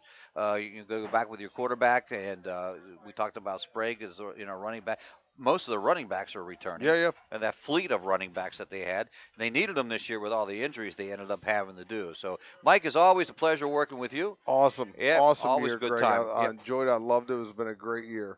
Yep, and we'll, I'm not sure how many basketball games I'll pick up, but, you know, I'll be there. I'll see you at the ball games for sure. And the ones I can't make it, certainly I'll be attuned to you guys from doing that. Nice. Yeah. Tonight's post-game show has been brought to you by Antrim Insurance, your local area insurance agent serving Greencastle, Waynesboro, Chambersburg, Mercersburg, and surrounding areas. Antrim Insurance, 169 South Antrim Way, Greencastle, and 1685 East Main Street in Waynesboro. Tonight's game also brought to you by F&M Trust Mobile. Bank wherever you are with your smartphone. Transfer funds, pay bills, and more with the F&M Trust mobile app. Details at fnmtrustonline.com.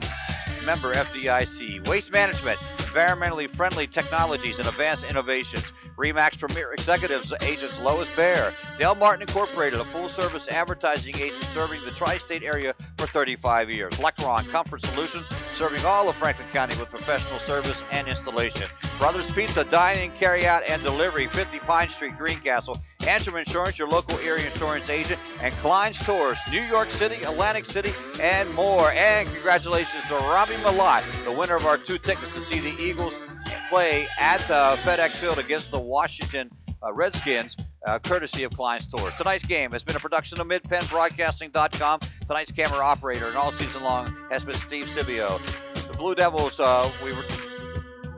again, that's it for the season this year. The next time that the Blue Devils will play, it'll be a basketball at the Franklin County Tip-Off Basketball Tournament from Chambersburg in December. Again, our final score tonight, Shippensburg 42, Blue Devils 28. For Mike Montadoro, this is Greg Hoover. Have a great evening, everyone.